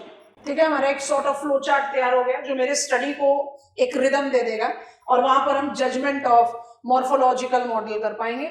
Developing world में हम सिर्फ लैटिन अमेरिकन लिख रहे हैं, जब यहां पहुंचेंगे तो अफ्रो एशियाटिक को ऐड कर देंगे। तो अगर आप इस तरह से लिस्ट क्रिएट करोगे तो ये नंबर 3 है आपका। एशियाटिक एंड अफ्रीका में we do have town planning, जहां चाइना आ जाएगा। डेवलप्ड इकोनॉमीज तो अपने आप ही अलग हो गई, जैसे जापान, इजराइल, सिंगापुर, वो तो प्लान में चलेगा, उनको तो हटा ही दिया। और बाकी सबको हम किस तरह से ऐड ऑन कर देते हैं, जैसे साउथ कोरिया को या चाइना को या इजिप्ट को या टर्की को आपको by default planned urban domain में लाना पड़ेगा, पर वो टाउन प्लानिंग का इंप्लीमेंट है तो उसको हम बाद में ऐड करते हैं। हमारे जो मेजर स्पॉन्टेनियस डोमेन पर है वो ये। तो मेरी स्टडी सबसे पहले कहां जाए, यूरोपियन। ठीक है, ये फ्लो चार्ट रेडी हो गया, यहां से पिकअप करो यूरोपियन अर्बन मॉर्फोलॉजी। कुछ कैरेक्टरिस्टिक्स कॉमन है उनको लेते हैं, फिर वेस्ट और ईस्ट को सब डिवाइड कर देंगे। बहुत इंटरेस्टिंग स्टडी पर हो इस समय आप लोग। यूरोपियन फ्लो चार्ट के हिसाब से यूरोपियन से शुरू कर रहे हैं। All European urban morphology. अब इसमें आप कुछ टाउन्स को एग्जाम्पल के तौर पर ले सकते हो, हम वो जब कैरेक्टरिस्टिक समझाएंगे फिर फॉर एग्जाम्पल लिखवा देंगे। ठीक है, अच्छा, यूरोपियन अर्बन मॉर्फोलॉजी क्या कॉमन है यूरोपियन अर्बन मॉर्फोलॉजी में? यूरोपियन अर्बन मॉर्फोलॉजी में पहली चीज जो कॉमन है वो स्काई स्क्रेपर्स मिसिंग है। स्काई स्क्रेपर्स किसको बोलते हैं? 100+ story building. Average stories in European buildings is 4-5, not more than that. Skyscrapers are largely absent in European urban areas, जो न्यू वर्ल्ड में बड़ा कॉमनली दिखता है। ठीक है, पहला कॉमन थिंग ये है। दूसरा कॉमन थिंग जो मुझे यूरोपियन अर्बन मॉर्फोलॉजी में दिखता है वो है excessive dependency on public means of transport. Economically बड़ी एफ्लुएंट कंट्रीज हैं लेकिन रोड पर आपको व्हीकल्स बहुत कम दिखाई देंगे। They are more dependent on public means of transport. तो पहला कॉमन चीज हो गया कि मेरे पास स्काई स्क्रेपर्स नहीं है। दूसरा कॉमन चीज हो गया कि I am excessively dependent on public means of transport, इसलिए पब्लिक मीन्स ऑफ ट्रांसपोर्ट बहुत well developed and very well connected है। और तीसरा जो है वो यूरोपियन मॉर्फोलॉजी का जो कॉमन लेआउट है वो रेक्टेंगुलर है। चाहे वेस्टर्न यूरोपियन टाउन, सैंपल पकड़ लो, लंदन को ले लेते हैं, ईस्टर्न यूरोपियन टाउन मॉस्को को ले लेते हैं, दोनों में रेक्टेंगुलर लेआउट होगा, दोनों में accessibly developed public means of transport होगा और दोनों में 4 से 5 स्टोरी की बिल्डिंग है। स्काई स्क्रेपर्स नहीं मिलते। अदरवाइज आप बहुत सारे और टाउन्स जानते हो। वेस्ट यूरोप में लंदन हो गया तो हैम्बर्ग भी हो गया, ब्रेमेन भी हो गया, पेरिस भी हो गया, बोडवेली भी हो गया, मर्सिली भी हो गया। ईस्ट में आ जाओ तो सेंट पीटर्सबर्ग भी हो जाएगा, मॉस्को भी हो जाएगा, कमॉन डोनेट्स्क भी हो जाएगा, वोल्गोग्राद भी हो जाएगा, रीगा भी हो जाएगा। सोशलिस्ट वो डिवीजन लेंगे तब डिवाइड करेंगे। तो यूरोपियन अर्बन मॉर्फोलॉजी में 3 चीजें कॉमनली अप्लाइड है। Absence of skyscrapers, rectangular layout and excessively developed because it is excessively being utilised public means of transport. But इसके बाद हम कॉमन कैरेक्टरिस्टिक्स के साथ नहीं जा सकते। London and Saint Petersburg don't have similarity of morphology beyond this. तो उसके बाद क्या डिमार्केट करें? वहां पर हमारा डिमार्केशन आ जाएगा West and East. West is imprint holder of capitalist growth and East is imprint holder of socialist group. समझ में आ गया? तो 3 पॉइंटर्स लिखते हैं. अर्बन, यूरोपियन अर्बन मॉर्फोलॉजी के 3 कॉमन कैरेक्टरिस्टिक्स. पहला है रेक्टेंगुलर लेआउट, कॉमन जो गया. दूसरा absence of sky scrapers. Sky scrapers qualify करने के लिए आपके पास 100+ स्टोरी बिल्डिंग्स होनी चाहिए. एक आध एक्सेप्शंस मिल सकते हैं बट लार्जली मिसिंग है. तीसरा वेल डेवलप्ड एंड यूटिलाइज्ड. ये बहुत इंपॉर्टेंट है. यूनाइटेड स्टेट्स ऑफ अमेरिका के सारे टाउन्स में पब्लिक मीन्स ऑफ ट्रांसपोर्ट नहीं है. They are dependent on their individual vehicles.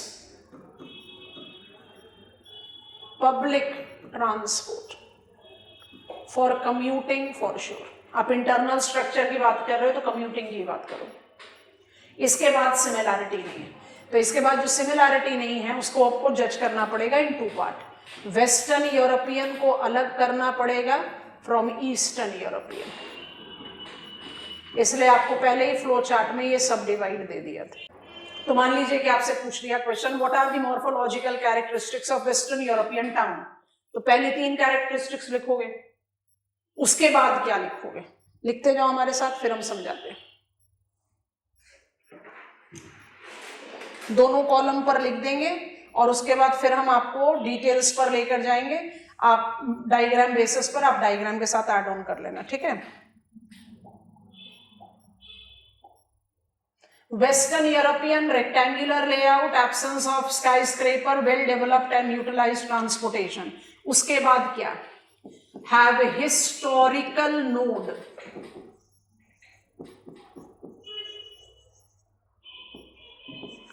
that lacks in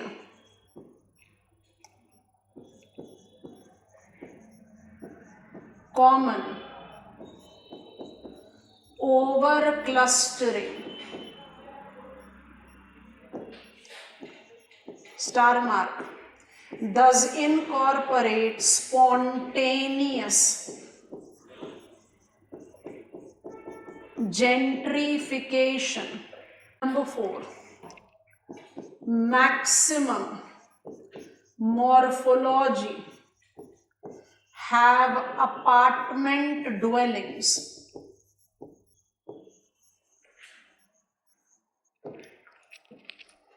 Next, mixed activities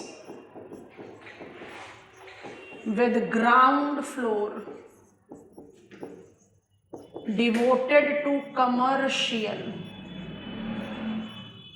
and rest of the floor to residential. Self explaining है, ज्यादा कोई मुश्किल वाला काम नहीं है. हम ईस्ट यूरोप अलग से लिखेंगे, यहीं पर लिखते जा रहे हैं. अभी ईस्ट यूरोप को वेट करने दो. नेक्स्ट पॉइंट यहां पर लिख रहे हैं. Industrial land use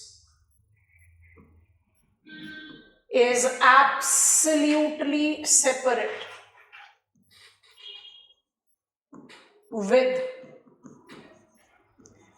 its own working men residential. Next, open villas or bungalows are restricted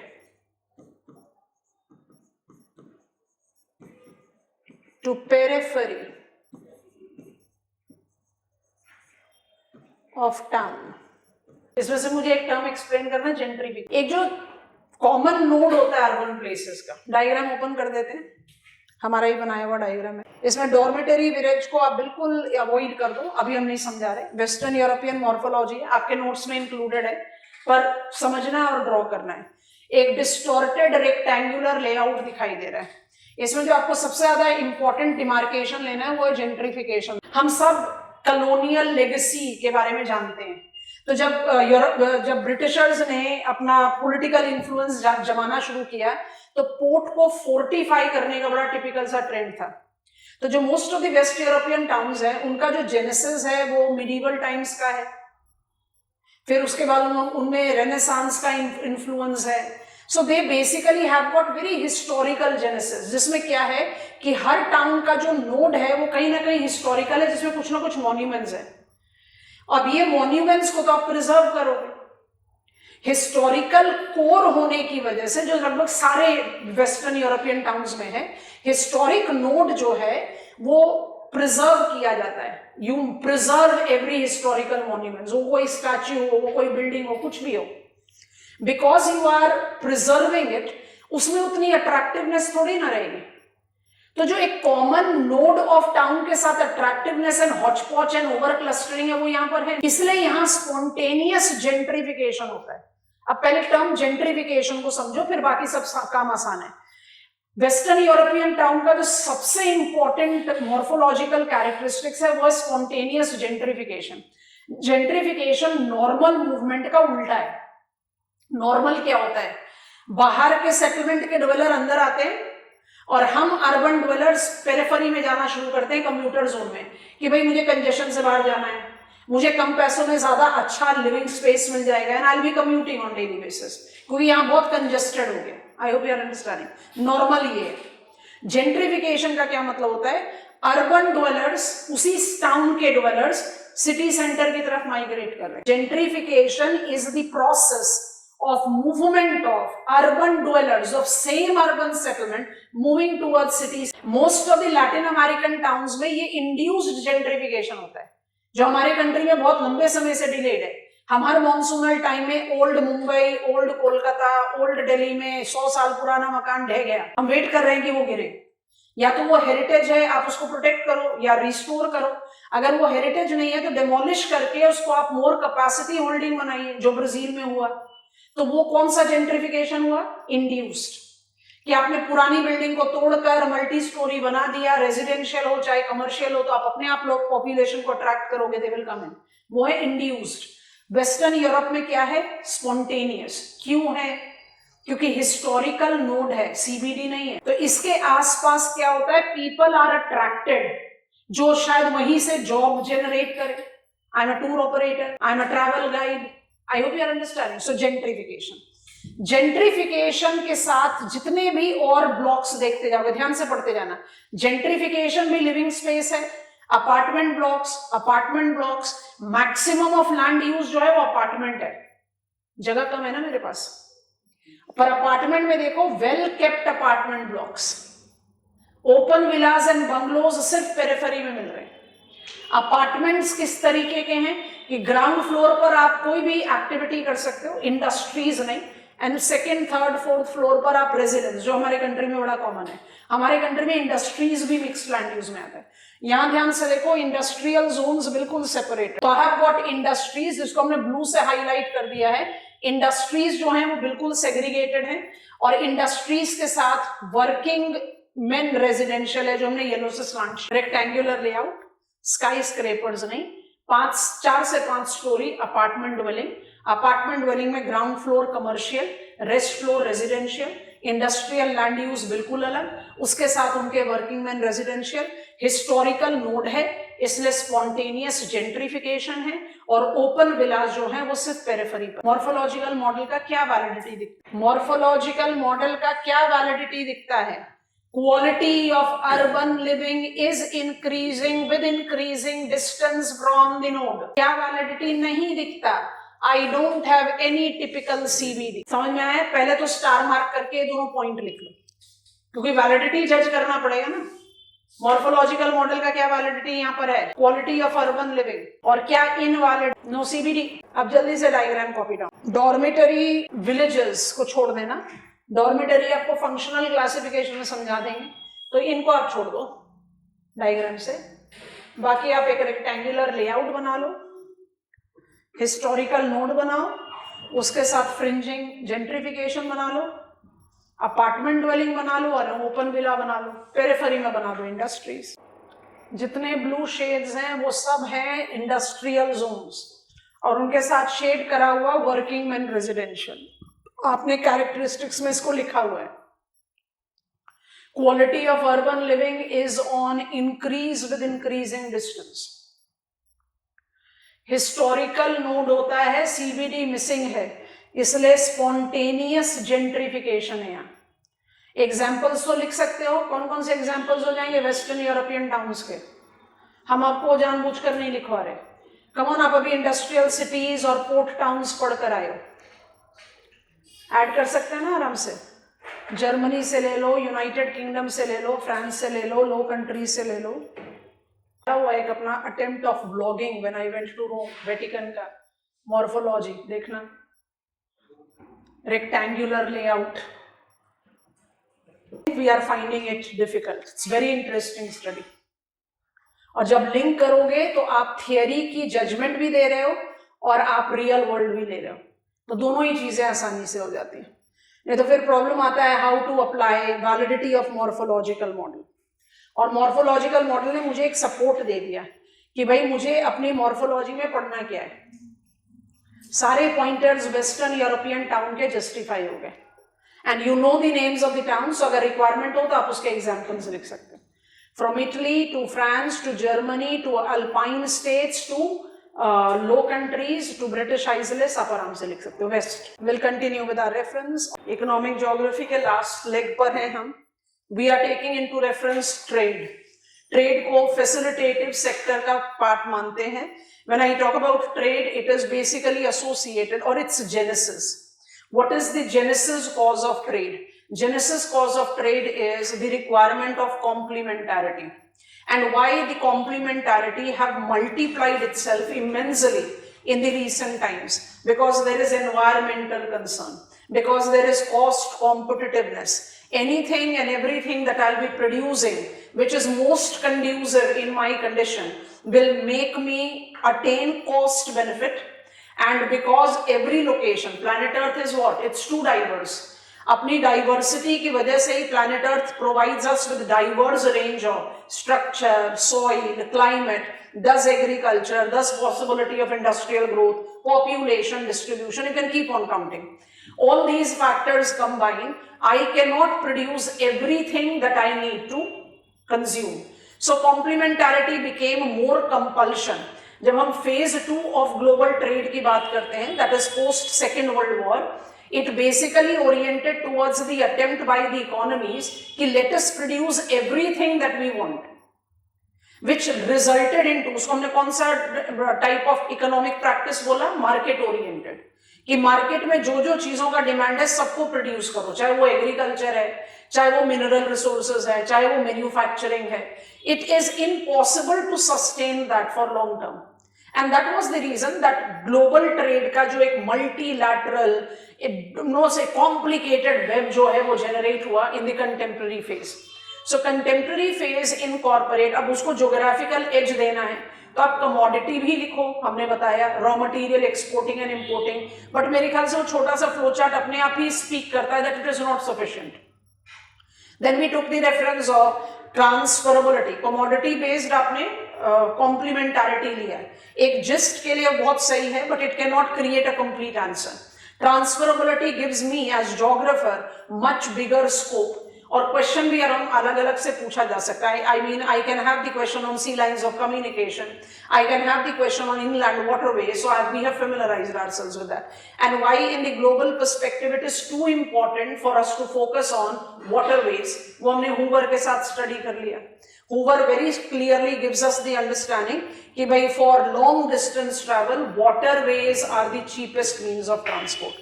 तो सी लाइंस ऑफ कम्युनिकेशन उसको जस्टिफाई करते हैं. ट्रांसफरेबिलिटी मॉडिफाई कर रहा है अपने आप को, and that by default will be correlated with changing complementarity. अब सारा कन्वेंशनल ब्लॉक हमारा खत्म हो गया है, हमें बस इसको एक कंटेम्पररी एज देना है. तो उस कंटेम्पररी एज के लिए either you take it up with complementarity, I want to begin from there, and then it will be influencing transferability will be going up there. So we want to take, अब ये भी अपने आप एक छोटा short length question बन सकता है. सब हेडिंग बना लीजिए, ट्रेड ब्लॉक या ट्रेडिंग ब्लॉक. ट्रेड और trading block is a type of inter governmental agreement. It is type of intergovernmental agreement where regional barriers to international trade are reduced or eliminated among the participating countries. Next pointer बना लेंगे. These barriers can include both tariff and non tariff constituents. 2 minute के लिए रुकते हैं. एक inter governmental agreement की बात कर रहे हैं जब आप ट्रेडिंग ब्लॉक्स की बात करते हो. Intergovernmental because multiple countries, an number of country can mark up its participation है. आपके पास कई ऐसे फोरम है जहां पर सिर्फ 4 मेजर मेंबर्स हैं और कई ऐसे फोरम है जहां आप 25-30 मेंबर्स की भी बात कर रहे हो. So it can be any number. Trade blocks are classified or defined to be the intergovernmental agreement where the participating states, countries agree to reduce or remove, जो भी possibility होगा, agree to reduce or remove the barriers which is somewhere restricting swift transferability of the commodity. अब ये barrier दोनों तरीके के हो सकते हैं. टैरिफ बैरियर भी हो सकते हैं जिसको हम बार बार क्वांटिटेटिव रिस्ट्रिक्शंस के साथ स्टडी कर रहे थे, and it can B non tariff barriers also. तो ट्रेडिंग ब्लॉक का जो जेनेसिस है वो कब से शुरू हुआ है? Globalisation phase. नेक्स्ट पॉइंट पर आप ये लिख सकते हो, the contemporary phase of trade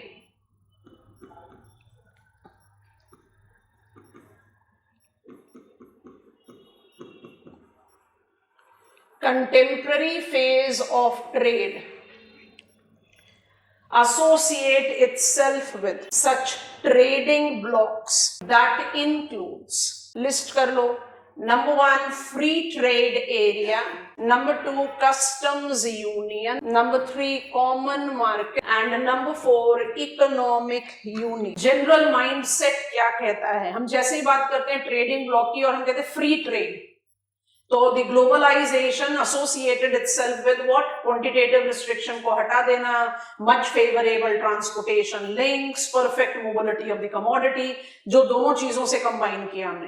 तो एक माइंडसेट क्या कहता है? फ्री ट्रेड माने सबसे open trade profile, but that is not the case. As I move from the trading block called free trade area to economic union, openness is becoming much more broader and defined. एक अगर बहुत brief perspective में इसको highlight करें और उसके बाद फिर फटाफट से डेफिनेशन निकलें, तो फ्री ट्रेड एरिया वो ट्रेडिंग ब्लॉक है, be very cautious then I will make you write. Free trade area वो ट्रेडिंग ब्लॉक है जहां पर आप टैरिफ नेगोशिएशंस को फोकस करते हो. टैरिफ नेगोशिएशन का फोकस कस्टम्स यूनियन में भी होता है. तो इन दोनों के बीच में क्या डिफरेंस है? माने फर्स्ट 2 में आपने क्या फोकस किया है?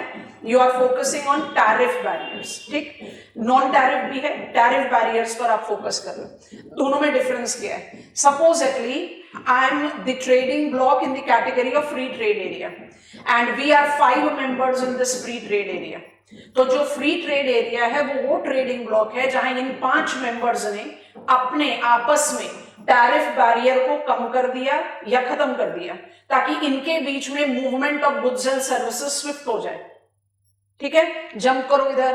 कस्टम्स यूनियन ये भी एक ट्रेडिंग ब्लॉक है. से हाइपोथेटिकली यहां भी 5 मेंबर हैं, तो इन 5 मेंबर ने भी क्या किया? आपस में अपने बीच में टैरिफ बैरियर को खत्म कर दिया, अबॉलिश कर दिया या रिड्यूस कर दिया ताकि there is swift movement of goods and services. तो दोनों में डिफरेंस क्या है? ध्यान से सुनना. डिफरेंस ये है कि फ्री ट्रेड एरिया वो ट्रेडिंग ब्लॉक है जहां इन 5 को इंडिपेंडेंट फ्रीडम है. आप अपना टैरिफ आउटसाइड छठे कंट्री के साथ जो रखना चाहोगे वो रखोगे. मतलब आपने एक कॉमन टैरिफ डोमेन कर लिया अपने मेंबर्स के लिए. नॉन मेंबर्स के लिए 1 अलग नेगोशिएशन कर सकता है, 2 अलग नेगोशिएशन कर सकता है, 3 अलग नेगोशिएशन कर सकता है. अब इसके कंपैरिजन में कस्टम्स यूनियन पर आओ. मेरे ख्याल से पकड़ लिया हमने. Common tariff for the members and common tariff for the outsiders. माने यहां पर इकोनॉमिक इंटीग्रेशन और स्ट्रांग हो गया कि मान लीजिए कि हम सार्क साफ्ता की बात कर रहे हैं, वो यहां पर ही आ रहा है आपके पास. आपने यहां पर क्या किया कि इंडिया, पाकिस्तान, बांग्लादेश, पाकिस्तान को थोड़ा दो, इंडिया, बांग्लादेश, नेपाल, भूटान, श्रीलंका, मालदीव्स, आपने इन सबको आपस में बाइलैटरली आपने जो भी कुछ category of the tariff demarcation करना. तो साफ्ता से फिर साफ्ता जनरेट हुआ, South Asian preferential trade arrangement paved way to South Asian free trade area. तो हमारा फ्री ट्रेड एरिया क्या है? इंडिया और बांग्लादेश साथ में मिलकर थोड़ी ना टैरिफ डिसाइड कर रहे हैं यूनाइटेड स्टेट्स ऑफ अमेरिका के साथ। आई hope you have understood. So free trade area tariff, customs union tariff, tariff barrier reduced among the members, removed among the members, कुछ भी हो सकता है इसमें। However, what is the difference? Economic integration is comparatively weaker in free trade area compared to customs union. क्या हो गया यहाँ पर? Customs union members decides on common tariff even with the non-members. यहाँ members decides on common tariff for members, but have got non-members का अपना अपना individual tariff पर भी. I hope it is comfortable. फटाफट से लिखेंगे. Number 1, free trade area. Quick pointers. Members of this trading bloc reduces trade barriers, put a dash and write down, as tariffs and quotas among themselves. अब star mark pointer banana, but they maintain their own individual quotas and tariffs with respect. Examples हैं North American Free Trade Area and SAARC का SAFTA. हो गया ना, South Asian Association for Regional Cooperation, SAARC, SAFTA, free trade area. Okay, number 2, the customs union. Point 1 is economic integration is comparatively stronger. Economic integration is comparatively stronger as countries belonging to customs union not just reduces tariffs and quotas between themselves. Break this statement and write. They also establish, put it as a star mark statement. They also establish common tariffs and quota with respect to the non-members or outsiders. Clarity आ गई. Example is CACM. It stands for Central American Common Market. जानबूझकर ये flow chart select किया है क्योंकि 2 minute के लिए देखो. CACM stands for Central American Common Market और कॉमन मार्केट मेरा नेक्स्ट ट्रेडिंग ब्लॉक है.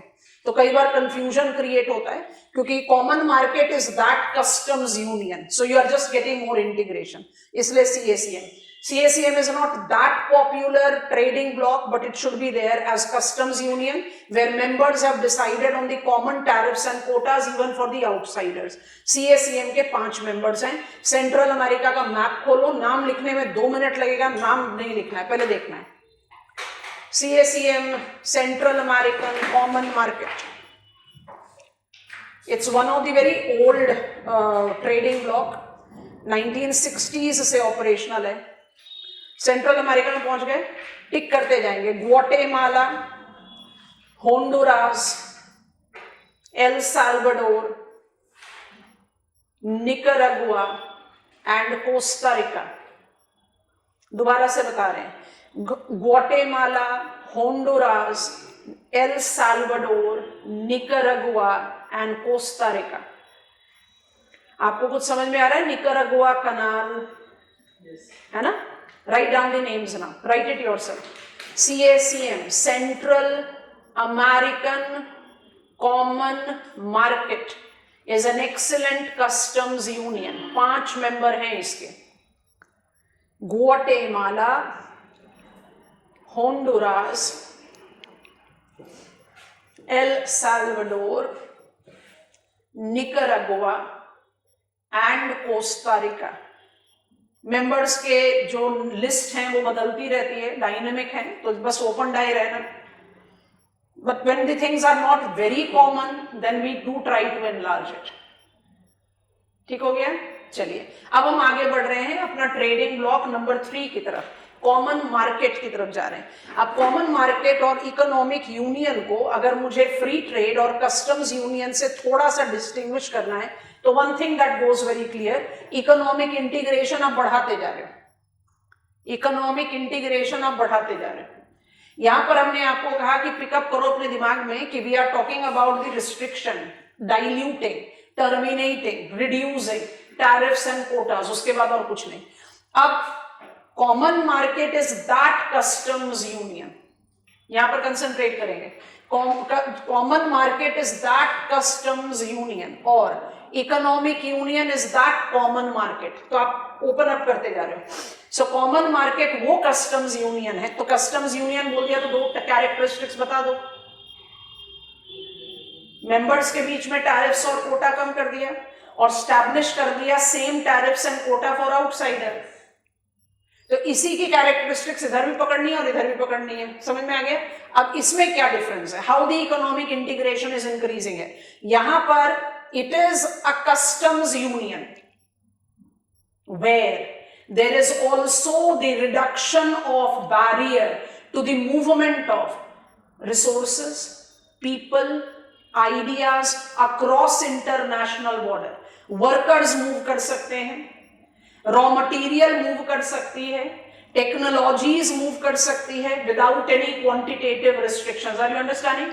सो सिर्फ आप टैरिफ नहीं, नॉन टैरिफ मूवमेंट को भी ईज आउट कर रहे हो ताकि प्रोडक्शन प्रोसेस को आप एनहांस कर पाए। ओपेक।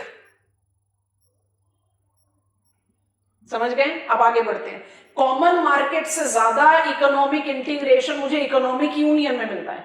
मतलब ट्रूली स्पीकिंग जो एब्सोल्यूट फ्री होगा वो इकोनॉमिक यूनियन होगा। Economic union is that, and I insist I make you right definition also, इसलिए डिक्टेट करा रहे हैं क्योंकि अदरवाइज सुनने में लगता है कि हम एक ही चीज रिपीट करे जा रहे हैं। Economic union is that customs union, better economic union is that common market. तो यहां से क्या डिराइव किया? टैरिफ बैरियर मेंबर्स के बीच में कॉमन हो गया, आउटसाइडर के बीच में कॉमन हो गया। You have also created non tariff barriers remover, जिसमें प्रोडक्शन, रिसोर्सेज, टेक्नोलॉजी सब इजीली मूव आउट कर रहे हैं। उसके साथ आपने क्या कर दिया? You try to establish similar type of taxes, bank interest rates. आपको समझ में आ रहा है? Which facilitates much stronger integration, कि जितने मेंबर है, 5 मेंबर है, 10 मेंबर है, उनके सारे जो फाइनेंशियल इंस्टीट्यूशंस है वो एक ही रेट पर लोन देंगे। It gives you more economic integration. और जो इसका एकदम सुपरलेटिव एग्जांपल हो जाता है वो हो जाता है common currency also. So that is the reason 2 names। EU लेते ही आ गया, यूरोजोन की बात हो सकती है। ALADI do not involve common currency but it also represents economic union. Latin term है, Latin American Economic Association के लिए। अलादी Spanish term है actually। Spain, Portugal, colonial powers, you have learned that। थोड़ा सा समझ में आया? तो फ्री ट्रेड मिथ को हटा दिया, क्योंकि नॉर्मली हम स्पीक करते हैं जब भी हम बोलते हैं ट्रेडिंग ब्लॉक फ्री ट्रेड तो लगता है फ्री ट्रेड में सबसे ज्यादा इकोनॉमिक इंटीग्रेशन है। नहीं, सबसे वीकेस्ट है, इकोनॉमिक इंटीग्रेशन हाईएस्ट यहाँ पर है। अब बहुत कॉशियसली डेफिनेशन लिखेंगे। नंबर 3 पर है common market. Common market. Point 1 is it is that customs union. तो customs union के साथ जो 2 पॉइंटर्स है वो हम रिपीट नहीं कर रहे। So it is that customs union, इसको बबल में डाल दो, in which the members also agree to reduce restriction in the movement of, underline करेंगे इसको boldly, factors of production put a dash and write down as people, finance, technology, reflecting higher economic integration. Example is OPEC. Finally, the economic union. Point 1 है most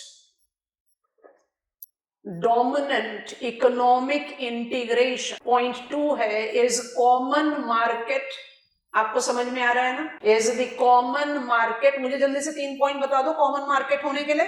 common market customs union है, तो customs union से 2 point उठाना है, और common market ज्यादा integration show कर रहा है तो एक और पॉइंट उठा लेना। तो कौन से 3 पॉइंट हो गए? If I am a common market, same tariff among members, agreed upon tariff with outsiders, and reducing non-tariff barriers also, factor of production, finance or technology movement, इन सबको आप किसके साथ रिलेट आउट कर रहे हो? इन सबको आप रिलेट आउट कर रहे हो विद फैसिलिटेटिंग प्रोडक्शन। तो economic union is that common market. All members have common tariff among themselves. They have agreed upon with common tariffs with non-members. ये क्या हो गया?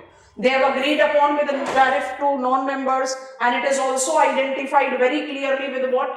It is also identified very clearly with factors of production का easy movement from one point to the other, and taxation, other factors included. तो हम वो point आपको नहीं लिखवा रहे, it is that common market, so that is sufficient, bubble में डाल दो, that incorporate stronger economic integration। Latin America चाहिए तो हम एडवाइस करेंगे कि आप साउथ अमेरिका का मैप खोलो, जरूरत हो तो फिर एंटर कर जाना सेंट्रल अमेरिका की तरफ। लैटिन अमेरिका कहां से शुरू होता है? ऑफ रिवर रियो ग्रांडे, माने मेक्सिको से। तो सबसे पहला नाम तो ऐसे ही पकड़ लो, अलादी का पहला मेंबर हो गया मेक्सिको,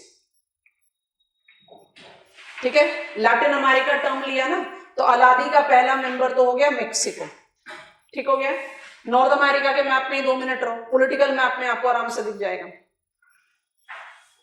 तो मेक्सिको हमने पिकअप कर लिया फ्रॉम नॉर्थ अमेरिका, ठीक। उसका थोड़ा सा साउथ की तरफ चले तो आई will B encountering countries in central America. किस किस को पकड़ना है? क्यूबा और पनामा, दोनों हमारे सैंपल केसेस थे। किसके लिए?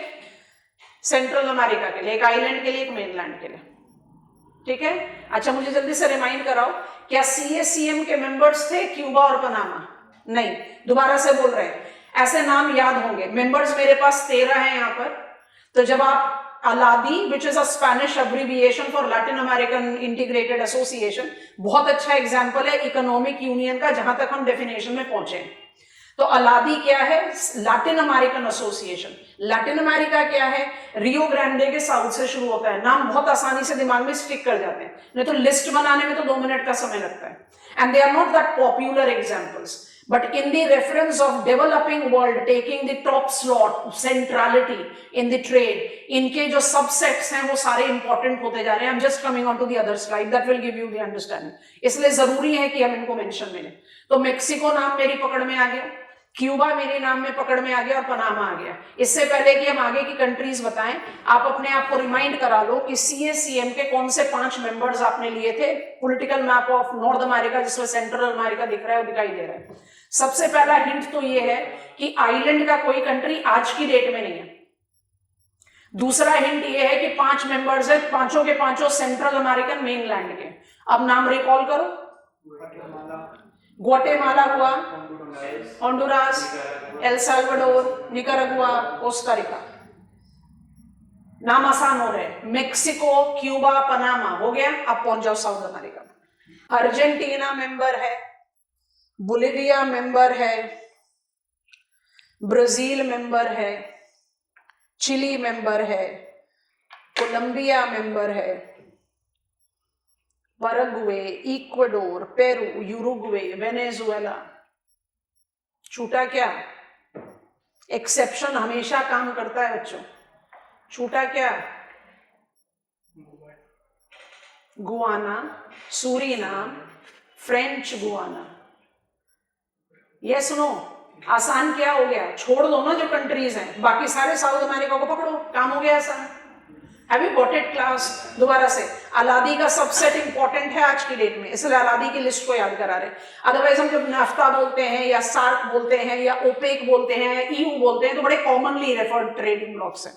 अलादी stands for Latin American economic union. Economic union कौन सा ट्रेडिंग ब्लॉक है? इकोनॉमिक यूनियन वो ट्रेडिंग ब्लॉक है जो more integrated to common market है, जहां आप इंटरेस्ट रेट्स और टैक्सेशन रेट सबको कॉमनली अप्लाई करो। ये हुआ अलादी। अब इसके साथ एड ऑन कर लो स्टार मार्क। नाम लिखेंगे कंट्रीज का, खुद से लिखिए, Mexico plus Panama plus Cuba, ऐसे ही नाम लिखो ताकि नाम याद रहे। And all south American countries barring the exception of, ये बेटर रहेगा, है ना। 3 नाम को हटा दो, बाकी ऑल। फिर एक एग्जामिनर को आप सैंपलिंग भी दे सकते हो, अपने याद रखने के लिए भी आप सैंपलिंग ले सकते हो।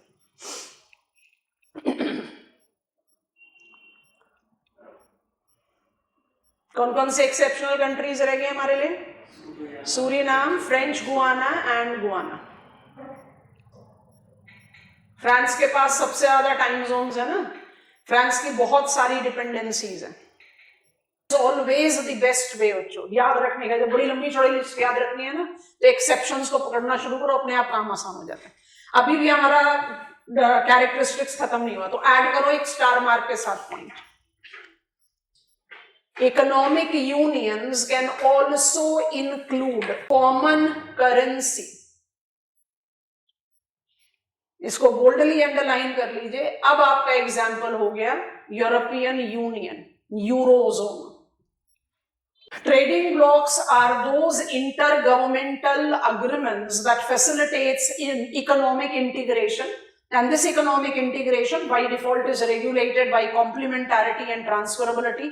आप सारे के सारे trading blocks को ध्यान से लिस्ट को पढ़ोगे.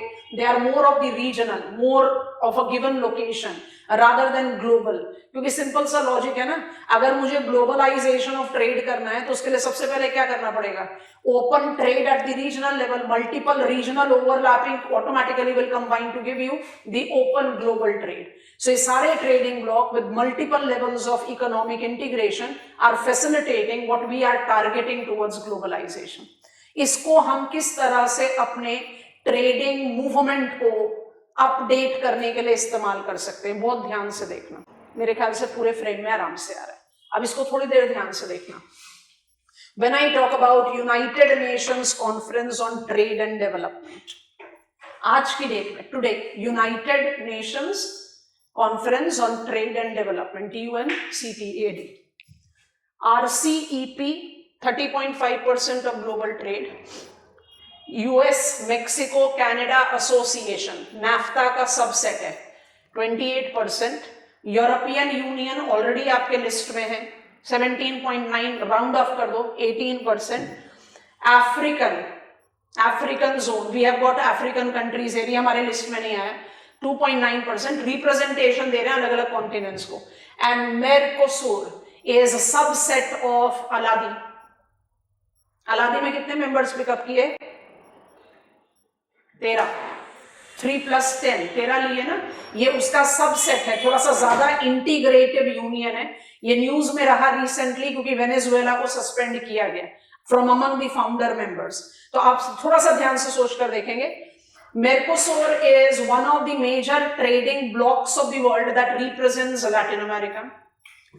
AFCFTA अफ्रीका को रिप्रेजेंट कर रहा है, अफ्रीकन ट्रेड एरिया है. यूरोपियन यूनियन यूरोप को रिप्रेजेंट कर रहा है.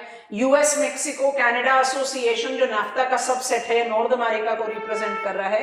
एंड RCEP इंडो पैसिफिक को रिप्रेजेंट कर रहा है, जो एशिया और ओशनिया, ऑस्ट्रेलिया न्यूजीलैंड दोनों मेंबर्स हैं इसके, जो एशिया और ओशनिया दोनों को कंबाइन कर रहा है. थोड़ी देर के लिए आप खुद से सोचकर देखो इस पर हम ट्रेड को क्यों खत्म करना चाह रहे हैं. एक तो मुझे ट्रेडिंग ब्लॉक के सबसेट्स के बारे में पता चल रहा है, और दूसरा that North Atlantic trade route is surely going to decline on its priority status as the trading route of the world. कौन सा ट्रेडिंग रूट डोमिनेंस ले सकता है? स्वेज कनाल भी हो सकता है, ट्रांस पैसिफिक भी हो सकता है. इस पॉइंटर पे सबसे ज्यादा किसको आप फोकस दे सकोगे? ट्रांस पैसिफिक को. क्यों? क्योंकि जो दो मेजर ट्रेडिंग ब्लॉक्स मुझे दिखाई दे रहे हैं वो पैसिफिक के साथ एसोसिएट कर रहे हैं.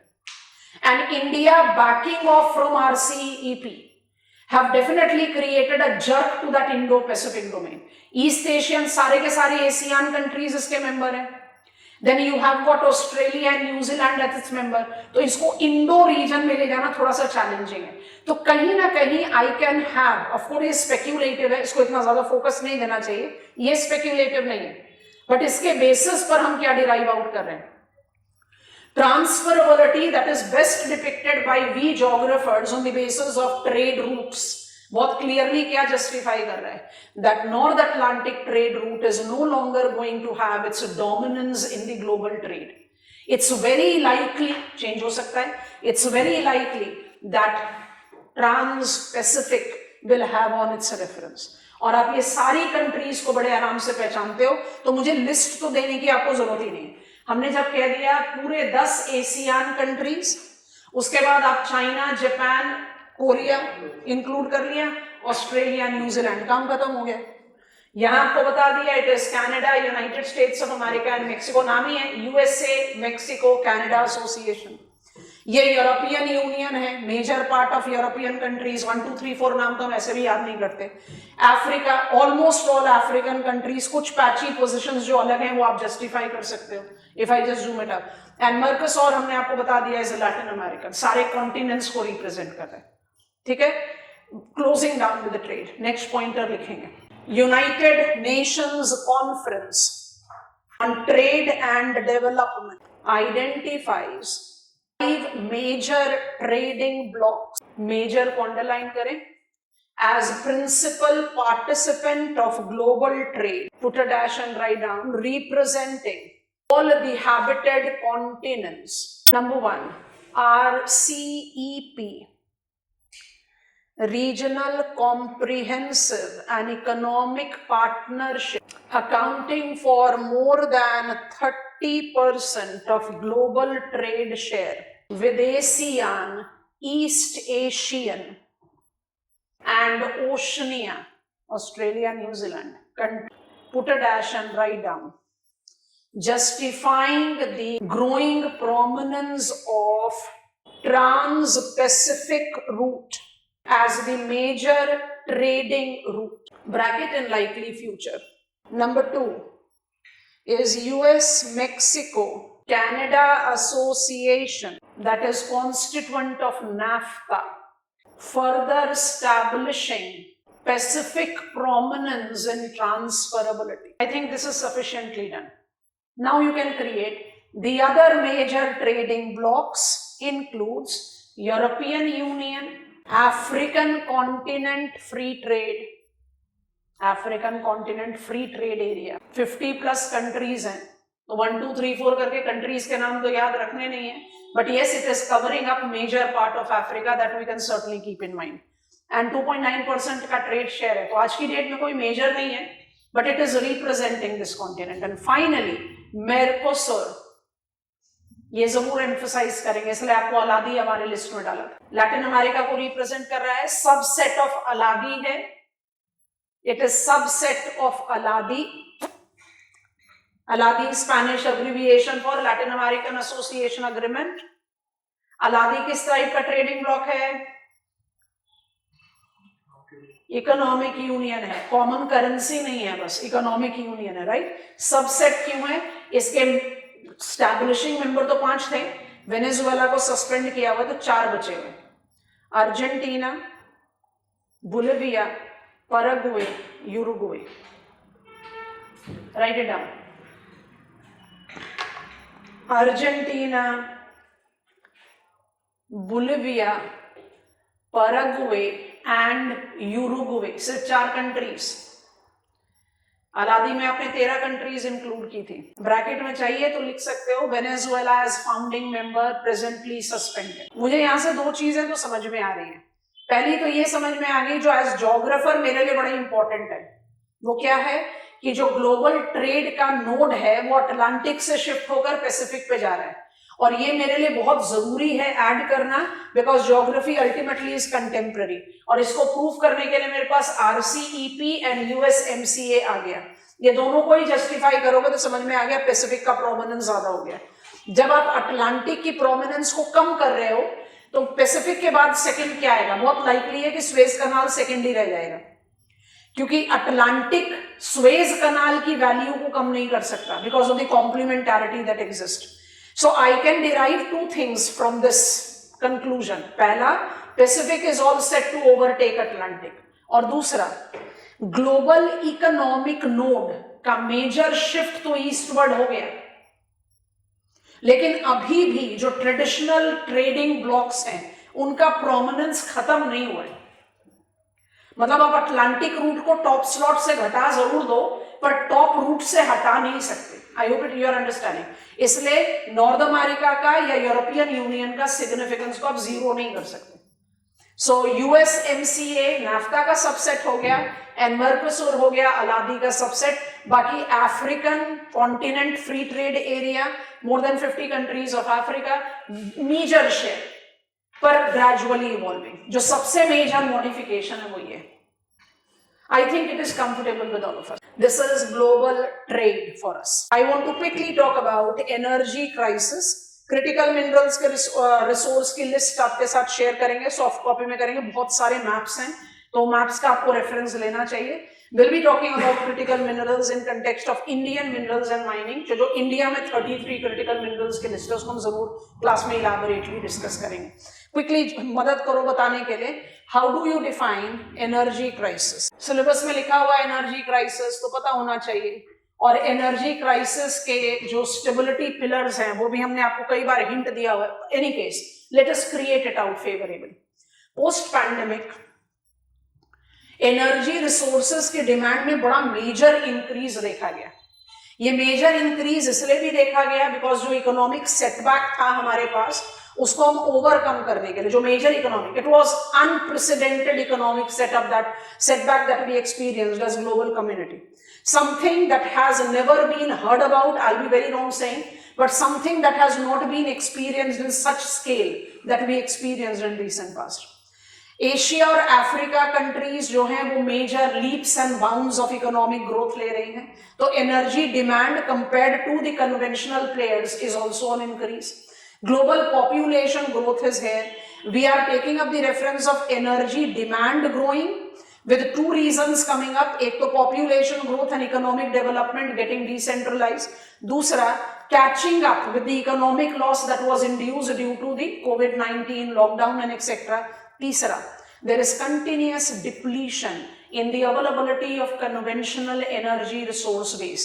चौथा, there is ever multiplying concern about environmental challenges in utilizing the. पांचवा, there is a depleted energy infrastructure, चाहे वो प्रोडक्शन का हो चाहे वो डिस्ट्रीब्यूशन का हो, all these combines which justifies energy crisis. Energy crisis को डिफाइन कैसे करते हैं?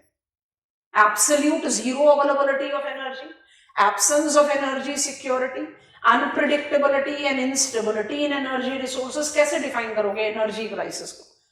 Absolute zero availability of energy sources, याद करना जल्दी से क्योंकि वहीं से सपोर्ट सिस्टम आ जाएगा। फिर क्विक पॉइंटर्स बता देते हैं आपको। फूड सिक्योरिटी आपने पढ़ा था, कौन से 4 पिलर थे फूड सिक्योरिटी के? अवेलेबिलिटी, एक्सेसिबिलिटी, ना एक्सेसिबिलिटी और अफोर्डेबिलिटी के साथ चलेगा, utilisation and stability. Energy crisis क्यों है? अवेलेबिलिटी नहीं है, एक्सेसिबिलिटी नहीं है, स्टेबिलिटी नहीं है और यूटिलाइजेशन नहीं है। कम ऑन, एनर्जी एफिशिएंसी नहीं है, वेस्टेज ऑफ एनर्जी बहुत ज्यादा है। अवेलेबिलिटी आपने कंट्री लेवल पर या रीजनल लेवल पर इंश्योर तो कर दी, पर पावर परचेज करने की भी तो मेरी कैपेसिटी होनी चाहिए। स्टेबिलिटी नहीं है क्योंकि इलेक्ट्रिसिटी इंफ्रास्ट्रक्चर तो खड़ा है, ट्रांसमिटर्स भी हैं, इलेक्ट्रिक वायर्स भी हैं, बट सप्लाई इराटिक है। What are the factors that are leading to this energy crisis? It is ever multiplying demand and ever shrinking resource base with depleting energy infrastructure. इससे problem क्या हो रही है? Problem economic inequality है। आप resilient population generate ही नहीं कर पाओगे। You are not facilitating the growth momentum that will be well diffused. तो वे फॉरवर्ड क्या है? Energy efficiency, renewable sources, I hope you are understanding that too with a decentralized distributional mechanism. हम national action plan on climate change India का example है, बहुत torch bearer है जब हम रिन्यूएबल एनर्जी की बात करते हैं। पंचमित्रा भी बोलते हो, सोलर अलायंस की बात भी करते हो, तो आप सोलर मिशन के बारे में सोचो, ऑन एंड ऑफ ग्रिड दोनों ही तो है। I am ensuring energy security in off grid domain also, so I need to provide that. तो एक तो हो गया रिन्यूएबल, दूसरा हो गया एनर्जी एफिशिएंसी, और तीसरा क्या हुआ? Energy mix. जो हमने पहले ब्लंडर करा हुआ है कि खाली कोल डिपेंडेंट रहेंगे, फिर नहीं सिर्फ क्रूड ऑयल डिपेंडेंट रहेंगे, या नहीं सिर्फ न्यूक्लियर एनर्जी डिपेंडेंट रहेंगे। अब हम क्या चाह रहे हैं? मिक्स, जहां पर जो कंड्यूसिव है। कम ऑन, ये फिर से तो वही हो गया जो आपने एग्रीकल्चर के लिए किया। That will give you more resilience for energy security. Synopsis ready होगी, आप उसमें आराम से फिट इन कर सकते हो। फटाफट से लिखो, energy crisis denotes the scarcity of energy availability. सारे की टर्म्स को एकदम तोड़ तोड़ कर लिखते जाओ, स्टेटमेंट लंबा लंबा मत लिखो। Energy availability, accessibility, stability and utilisation, it is caused by bubble में डालो कॉज को। Ageing energy infrastructure, over dependence on fossil fuel, next surging energy demand, supply chain disruption, and last बता दो क्या लिखना चाहिए, जल्दी से बताओ। इस तरह के पॉइंटर्स को ना ऐसे क्रिएट कर लेना चाहिए, रिवीजन करते समय बड़ी आराम से समझ में आएगा। ओवर डिपेंडेंसी ऑन, अभी बहुत अच्छा एग्जांपल आया था डिसरप्शन इन सप्लाईज का, एकदम रीसेंट एग्जांपल नहीं है बट रीसेंट है, नॉर्ड पाइपलाइन ब्रीच, जिसको सैबोटाज का भी एग्जांपल बताया गया था। इसने बहुत मेजर चैलेंज कर दिया था यूरोपियन कंट्रीज के लिए, क्योंकि principal natural gas supply pipeline, आप उसको जियोपॉलिटिकली मोटिवेटेड कहो या it has not been maintained या देयर कैन बी एक्सीडेंट, उसको किसी तरह से आप रूल आउट नहीं कर सकते हो। क्या चीज छूट रहा है? सर्ज इन डिमांड को आप पॉपुलेशन ग्रोथ के साथ इंक्रीज ऐड कर सकते हो और रीजन स्पेसिफिक के साथ कर सकते हो। जैसे हमने शुरू में बताया, अफ्रीका और एशिया में जिस पेस से इंडस्ट्रियलाइजेशन अर्बनाइजेशन हो रहा है, तो एनर्जी की डिमांड तो बढ़ेगी, और बढ़ेगी तो you will have to supply that, नहीं होगा तो इनसिक्योरिटी बढ़ेगा। कौन सा पॉइंट छूट रहा है कॉज में? Environmental concern, climatic concern, come on, fossil fuel burning is the principal cause of greenhouse gases concentration, environmental depletion, सही टर्म नहीं रहेगा, degradation, मतलब आप burning of coal से soot particles को add on कर लो, है ना, burning of fossil fuel से आप associate कर लो greenhouse gases emission, तो जो major problems of environment है वो right here है, तो you have to take consideration of it. Why I should be concerned about energy crisis? Why it is so important? ये समझ में आ गया कि एनर्जी क्राइसिस का क्या मतलब है। जब अवेलेबिलिटी, एक्सेसिबिलिटी, स्टेबिलिटी और यूटिलाइजेशन फ्लक्चुएट करे तब उसको एनर्जी क्राइसिस बोलते हैं। ये की टर्म्स होते हैं। तो एनर्जी सिक्योरिटी के कौन से पिलर्स हो जाएंगे? आ रही है बात समझ में? बट एनर्जी सिक्योरिटी के पिलर्स जाने से पहले में लिखना है कि भाई why should I be concern, मेरे पास तो इलेक्ट्रिसिटी आ रही है, Why should I be concerned कि भाई एनर्जी क्राइसिस नाम का कोई प्रॉब्लम चल रहा है? Why should I be concerned? ये कहीं ना कहीं क्या करेगा? इकोनॉमिक ग्रोथ मोमेंटम को हॉल्ट करेगा। It will not be in the facilitative edge to mobilize growth, satisfying people's aspiration, job prospect, food security, many more things, which will by default create the distinctive type of economic and political unrest. Regional imbalances will be a prominent concern. जब भी demand supply mismatch होगा, by default कौन सी category of the population या कौन सा reason है जो उसको कैसे भी फुलफिल कर लेगा? जो एफ्लुएंट है। मरेगा कौन? जो कि लेस एफ्लुएंट है, जो नहीं अफोर्ड कर सकता with such level. And why I need to be concern about it? Because we are moving towards a digital age. हम एग्रीकल्चर में एग्रीकल्चरल रेवोल्यूशन 4.0 की बात कर रहे हैं, डिजिटल एग्रीकल्चर, आपने ऑप्टिमम यील्ड की बात करी। इंडस्ट्रीज में हम बात करेंगे ज्यादा डिटेल्स में, इंडियन कंटेक्स्ट में समर्थ भारत जिसको बोलते हैं, वो इंडस्ट्रियल रेवोल्यूशन 4.0 है। आप इस लेवल के डिजिटाइजेशन में बिना इलेक्ट्रिसिटी के तो काम नहीं कर सकते। आप ड्रोन फैसिलिटीज की बात कर रहे हो, agriculture, internet of things and industrial internet of things की बात कर रहे हो। Can I do it without energy? No, I can not. So that is the reason I should be concerned about it. Next pointer बनाइए after causes. Impact of energy crisis. जैसे हमने bubble diagram बनाया, बिल्कुल उसी तरह से बना सकते हो। Impact will be economic instability, geopolitical conflicts, social and humanitarian concerns. Umbrella terms बना लिए ना ताकि आंसर फ्रैगमेंट ना करे। सोशल एंड ह्यूमैनिटेरियन सब कुछ डाल दो, इनइक्वालिटी डाल दो, फूड इनसिक्योरिटी डाल दो, जॉब इनसिक्योरिटी डाल दो। जियोपॉलिटिकल टसल्स तभी होंगे जब you will be having the problems in regards to availability of energy. क्या लिख दें और? इंपैक्ट क्या हो सकता है एनर्जी क्राइसिस का? Environmental impact. कैसा होगा? एनवायरमेंटल इम्पैक्ट्स, लास्ट इम्पैक्ट में लिखेंगे एनवायरमेंटल। बताइए क्या क्या एनवायरमेंटल इम्पैक्ट हो सकता है? Come on, I won't be in the position of mobilising this. आपने एलरिच का स्टडी पढ़ा था, आईपैट इक्वेशन, उसमें टी पर हमने कहा टेक्नोलॉजी। अब इसको ना थोड़ा सा रोट मॉडल से अलग लिखना चाहिए इस तरह के क्वेश्चन के आंसर को। आपने टेक्नोलॉजी को कैसे डाला था? It can be favourable as well as unfavourable. अगर एनर्जी क्राइसिस होगी तो it will be impacting all your efforts towards environmental sustainable approaches, चाहे वो लैंड मैनेजमेंट है, सॉइल मैनेजमेंट है, वेस्ट मैनेजमेंट है, सस्टेनेबल एग्रीकल्चरल प्रैक्टिसेस है, कुछ भी है, because all of them are dependent on what? Energy security, digitisation, इसलिए एनवायरमेंटल इंपैक्ट। तो जियोपॉलिटिकल इंपैक्ट भी होगा, सोशल ह्यूमैनिटेरियन इंपैक्ट भी हो गया, इकोनॉमिक इंपैक्ट भी हो गया और एनवायरमेंटल इंपैक्ट भी हो गया। तो अम्ब्रेला तैयार हो गया ना आपके लिए, आप उसमें लिस्ट करो। हम क्या कहते हैं, हमने तो बड़े सारे पॉइंटर्स लिखे थे impact of economic energy crisis के। कौन कौन से पॉइंटर्स लिखे थे? पहला लिख दिया फूड इनसिक्योरिटी, दूसरा लिख दिया absence of availability of job prospect, तीसरा लिख दिया इकोनॉमिक अनरेस्ट, चौथा लिख दिया डिक्रीजिंग पोटेंशियलिटीज और प्रोबेबिलिटी ऑफ न्यू इंक्लूसिव और गेनफुल जॉब मोमेंटम। आप थोड़ा सा ध्यान से देखो, आपने लिखे तो 4 पॉइंट, लेकिन एक्चुअली वो किस डोमेन पर चले गए? इकोनॉमिक में डाल दो या सोशल ह्यूमैनिटेरियन क्राइसिस में डाल दो। आपने 4 पॉइंट नहीं बनाए, एक पॉइंट को 4 जगह खींच दिया। तो ये बहुत ध्यान से समझना है कि पॉइंटर्स क्लियर होने चाहिए। समझ में आ गया? वे फॉरवर्ड 3 चीजें जल्दी से बता दो। How energy crisis is been targeted as global effort, कि भाई हमें एनर्जी क्राइसिस को एनर्जी सिक्योरिटी में कंसर्न करना है। तो सिक्योरिटी के तो 4 पिलर्स हैं। I want to ensure stability, utilisation है, एनर्जी एफिशिएंसी, यहां पर स्टेबिलिटी है, अवेलेबिलिटी मतलब अनइंटरप्टेड अवेलेबिलिटी। अवेलेबिलिटी और एसेसिबिलिटी का डिफरेंस आप जानते हैं। Availability is that it should be affordable, accessibility है कि मेरे पास परचेजिंग कैपेसिटी हो। आज आपने फ्री दिया, कल तो मुझे पे करना पड़ेगा। हमारा उज्ज्वला 2.0 इतना सक्सेसफुल क्यों नहीं हुआ? सिलेंडर तो मेरे पास आ गया, भरने के लिए मेरे पास पैसे नहीं है।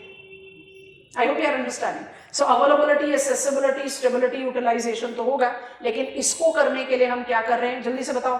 तो एनर्जी सिक्योरिटी, लेकिन इसको करने के लिए क्या कर रहे हैं? Renewable energy, energy mix. Energy mix किस चीज को जस्टिफाई करेगा? कस्टमाइजेशन, जहां जो पॉसिबल है। न्यूक्लियर है, बायो एनर्जी सोर्स है, टाइडल है, सोलर है, कोल बेस्ड है, फॉसिल फ्यूल बेस्ड, जो भी कुछ है, it should not be just one. तो अपने आप ही स्टेबिलिटी आनी शुरू हो जाएगी। और तीसरा क्या है? Energy efficiency enhancement. Kindly right it. Way forward, renewables, energy efficiency and energy mix. Renewables, energy efficiency and energy mix.